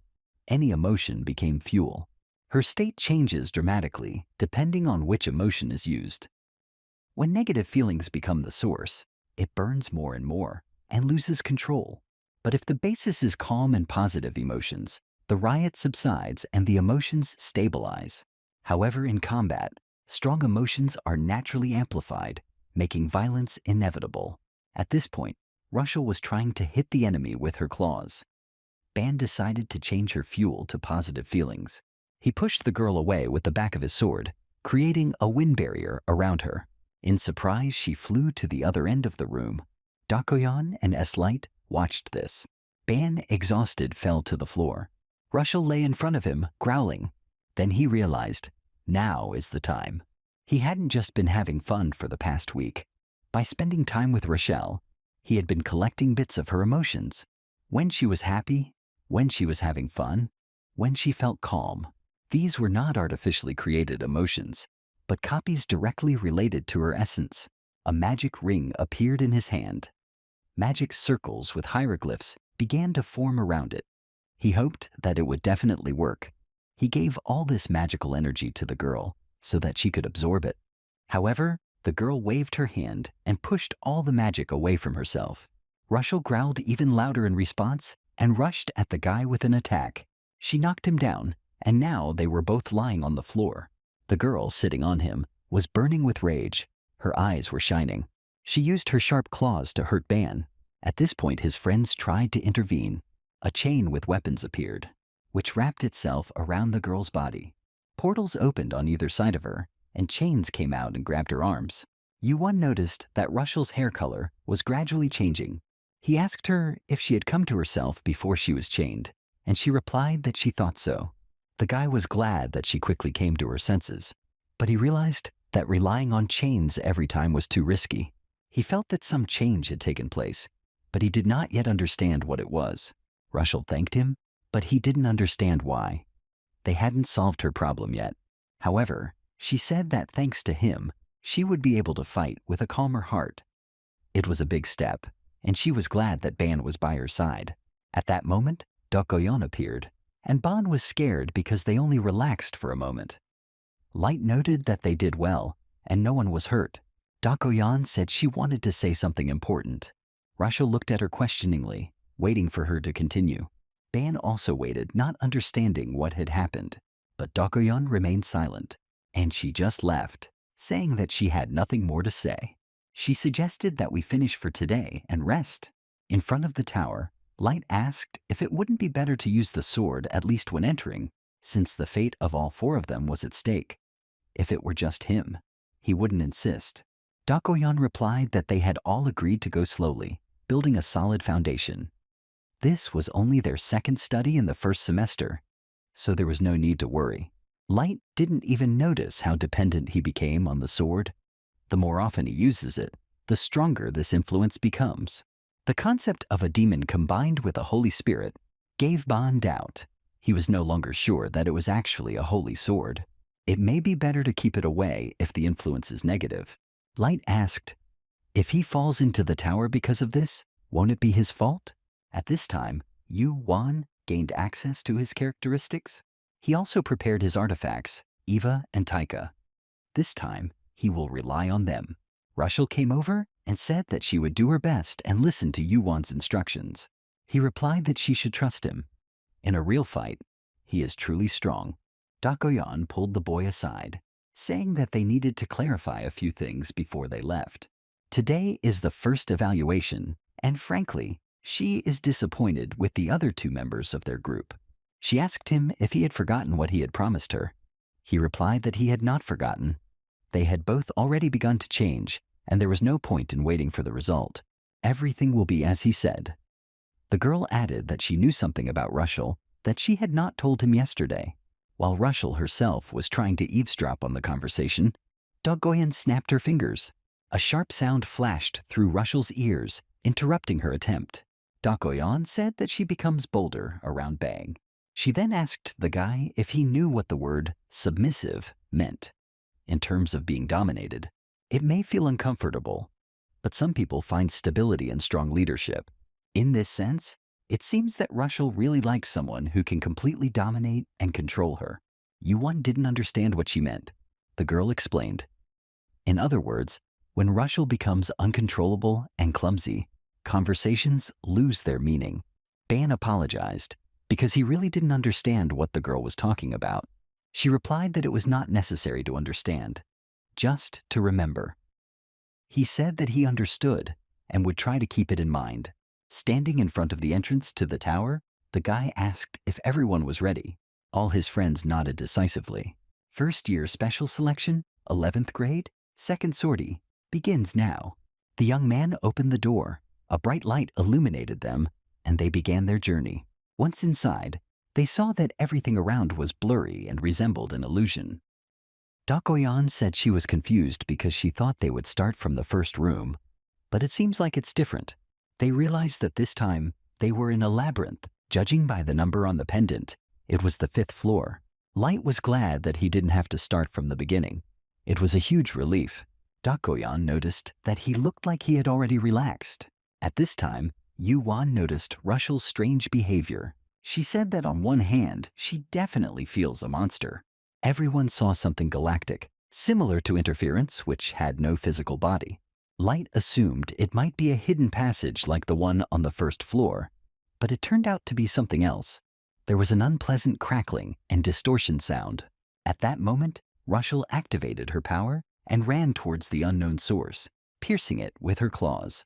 As expected, it turned out to be a glitch phenomenon. When the external signal, image and sound become distorted, the inversion of form caused a feeling of fear at the moment the monster appeared. This type was completely different from any monsters they had encountered before. There were a lot of unfamiliar concepts here. It was hard to figure out exactly how fault and inversion applied to each other. Inversion looked like something useful, so the guy decided to try to use it. He immediately noticed that the distortion was growing, but Dakoyan saved him. She told him not to get distracted, because it would be difficult to clear these anomalies and get out of the labyrinth. The path ahead was difficult, and they had to be on guard so that they would not be separated. After that, they moved on. The monster didn't look like something that would appear on the 5th floor, but that wasn't surprising anymore. Even little by little, the inversion was accumulating. The question arose, if he needs 100 of such distortions to use the ability, is it worth trying at all? Ban stopped Russell, saying that she shouldn't fight alone. She could go into a berserk state, and that was dangerous. He invited her to stand next to him. Dakoyan interrupted them, telling them to stop flirting and keep moving. Ban decided not to absorb the concepts emerging from the walls of the labyrinth. Russell warned that several monsters would appear nearby, and the boy attacked them, focusing on absorbing more of the glitches.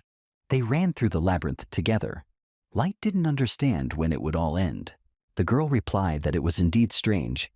She remembered every route they had run, but this place, despite the different entry method, seemed familiar. It wasn't just a maze, it changed in real time. At this rate, the only option may be its complete destruction. Ban thought about it. He had been so focused on collecting the inversion that he had overlooked something important. Dakoyan noted that if everything was destroyed, something should appear, but she was stopped by Yu Wan. He explained that a constantly changing path was meaningless, so there is some hidden trick hidden in the walls. He touched the wall, identifying where the solution might be, and soon found it. The illusion was absorbed. It was a concept that a person cannot possess. Another passage opened up before them, and he confirmed that his guess had been correct. Everyone was surprised that he managed to pass the labyrinth even in such a situation. Although he noticed it a little earlier, he was too focused on collecting concepts to pay attention. He didn't want to waste time, so he simply observed his surroundings for a few hours until he found the part that seemed wrong to him. After that, he told everyone that it was time to go. He was getting worse from just being in this labyrinth. Dakoyan noted that, if she thought about it, he had found a magical weakness that even she hadn't noticed. As expected, he wasn't just a genius. The sword passed smoothly through the glitch monster, and it shattered into pieces. Light noticed that the monster appeared again right after the previous one, and thought that their group was really different from the others. The boy exhaled tiredly. Russell asked if he was okay, if he was hurt. He replied that everything was fine. He just couldn't believe that his magic power hadn't increased at all. Although he had absorbed enough, if not more, concepts than necessary, his magic power had not exceeded 200 in the past 3 hours. Nothing unusual had happened to his life either. He didn't understand what was happening.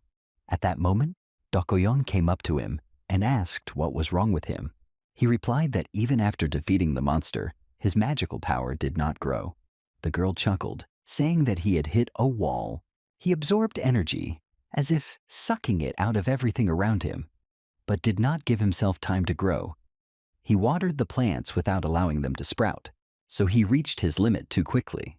The boy didn't know what to do, but at the moment, he was just trying to outdo himself by blindly hunting monsters. It wasn't the best way. A more effective method would be to learn something else. Dokuyeon cast a special glance at Russell. She said some people seem to enjoy being away from campus on the weekends, getting some fresh air, eating good food, and going shopping. Bang said that if Dokuyeon helped him, he would be happy to learn, and would even consider going out to eat or shopping with her. The best place for him now is to study the basics of the art of divine manifestation. Despite its big name, it is just a basic martial art, so it won't be too difficult. He had only learned the basic principles from Dokuyeon so far, but had never been trained in martial arts directly before. So he asked if there would be real training now and if there should be an official apprenticeship ceremony or something like that. Dokuyeon replied that this was just basic internal training that even children learned. He should forget about all that and just prepare. Dokuyeon was surprised that a man from another world was talking about a formal apprenticeship ceremony. She tried to act like it was nothing. But the art of divine manifestation is not just a technique. This is a secret technique, strictly passed down through generations. If her father knew about it, he would be in complete shock. She recently met Yu Wan, who is also from another world, and now she is passing on the secret art, intended only for the descendants of her family, to this ignorant and reckless man. Ban asked if he really needed to undress, as he was very embarrassed. At this time, Russell and Light chuckled, pretending to turn away, although in fact, they were secretly watching. Dokuyeon told them to shut up and told the boy to sit up straight and calm his mind. From the moment they first met until now, a strange feeling had been growing inside her. It feels like she wants to raise this person with her own hands. He was different from anyone she had ever met. His talent in martial arts is undeniable. But what was most striking was his potential. If someone with such abilities were to develop systematically, how fast and far could they advance? At the same time, she did not want anyone else to influence his growth and development. What was it about this man that made her feel this way? Ban felt the girl's warm fingers on his back. She reminded him that she had already explained the basics and asked if he was ready. He replied that he was completely ready. But before she started, shouldn't she recite a mantra or something? Dokuyeon laughed. Even if she recited the mantra, would he understand it? It takes too long to explain everything in words. It's much easier to introduce it into the body directly. And as for the initiation ceremony into disciples, where did he even get such knowledge of martial arts? Ban thought that if he admitted that he got all this from a martial arts novel, he would definitely get beaten up. So he just kept quiet. Dokuyeon said that they could start now. The boy was surprised and tried to stop her, but she managed to touch him, and the space around him began to distort, as if the universe was bending in on itself. Dokuyeon had previously said that the divine manifestation technique she was going to teach him would completely change the nature of his ki and mana in his body. The guy himself thought that this was a basic martial art, so he thought that it would be easy to learn. But now he understands that everything is different. The girl says not to worry. When he trains his ki, the change in its nature will happen naturally. Mana modified by divine manifestation stimulates the body to constantly consume magical power to create pure ki. Since both the body and mana are trained simultaneously, their vessel will grow naturally. In simple terms, it simply filters magical power, turning it into purer ki. He was already sitting up when Dokuyeon touched him, and it felt like a fireball was penetrating him. She absorbed his mana in an insane amount, moving inside his body as if paving a path that had not existed before. He wondered if his body was burning from all this energy. Dokuyeon suddenly put her hand on his shoulder and told him to calm down, burning its way through his body, constantly moving the divine chi over and over again. That was what divine manifestation was. The deep blue flame inside his body was constantly moving from his heart. He felt much better now, realizing that using mana directly wasn't always the best option. A table appeared in front of him. He had acquired a new concept of martial arts, divine manifestation. The longer he trained, the more he felt all his concepts grow. The girl asked if he was happy with the result. Yu-Won replied that it was amazing and suggested that she choose any gift she wanted. He would grant any wish. She replied that she was looking forward to it, but now was not the time. She gave him a towel to wipe off the sweat if he didn't want to climb the tower alone. He stands around the corner, wiping himself off and feeling strange. If you concentrate on your training a little more, you can feel the circulation of divine power. The more divine ki is filtered, the stronger the body becomes and the feeling is overwhelming. Just think, such an effective martial art was passed on to him just like that. Afterwards, he comes out already dressed. Light asks if he is going to upload a video of what happened to the channel. The guy doesn't understand why he's being asked this and suggests that everyone go. He notices that it's time for a snack. Light asks if they're hungry, and they decide to take a break. They had been on the 5th floor for a long time, and they wouldn't see any food until they got to the 6th. Light says that this is too much. Even in the army, meals are simpler. And then everyone finds the next door. They suspect that this is the road to the 6th floor. And it must be. But they are stopped by Yu-Won. He doesn't understand why he feels this way. He hasn't even used anything. But just behind that door, he senses the dim traces of another concept's presence. Or maybe she's behind. The guy suggests going and seeing what's there. They go around the other wall but find nothing. Light asks if they went the wrong way. But Yu-Won uses his all-seeing eyes and sees a wall that is densely filled with illusion. He reaches out and tries to feel it. Soon he stumbles upon something invisible, feeling it. The thin wall, as if made of glass, immediately breaks. His friends don't understand what's going on. But it seems he's found a new passage. Behind it is a long staircase leading upwards. Apparently, this is a shortcut. A new table appears in front of the guy with an inscription that he has absorbed 50 illusions. He is surprised. Did he really find so many? A well-hidden hidden path is amazing. It seems he has found the shortest route. He asks his friends what they are going to do. They wonder why he asks this, if everything is obvious anyway. They will definitely go there. Now it is no longer surprising that the complexity has increased.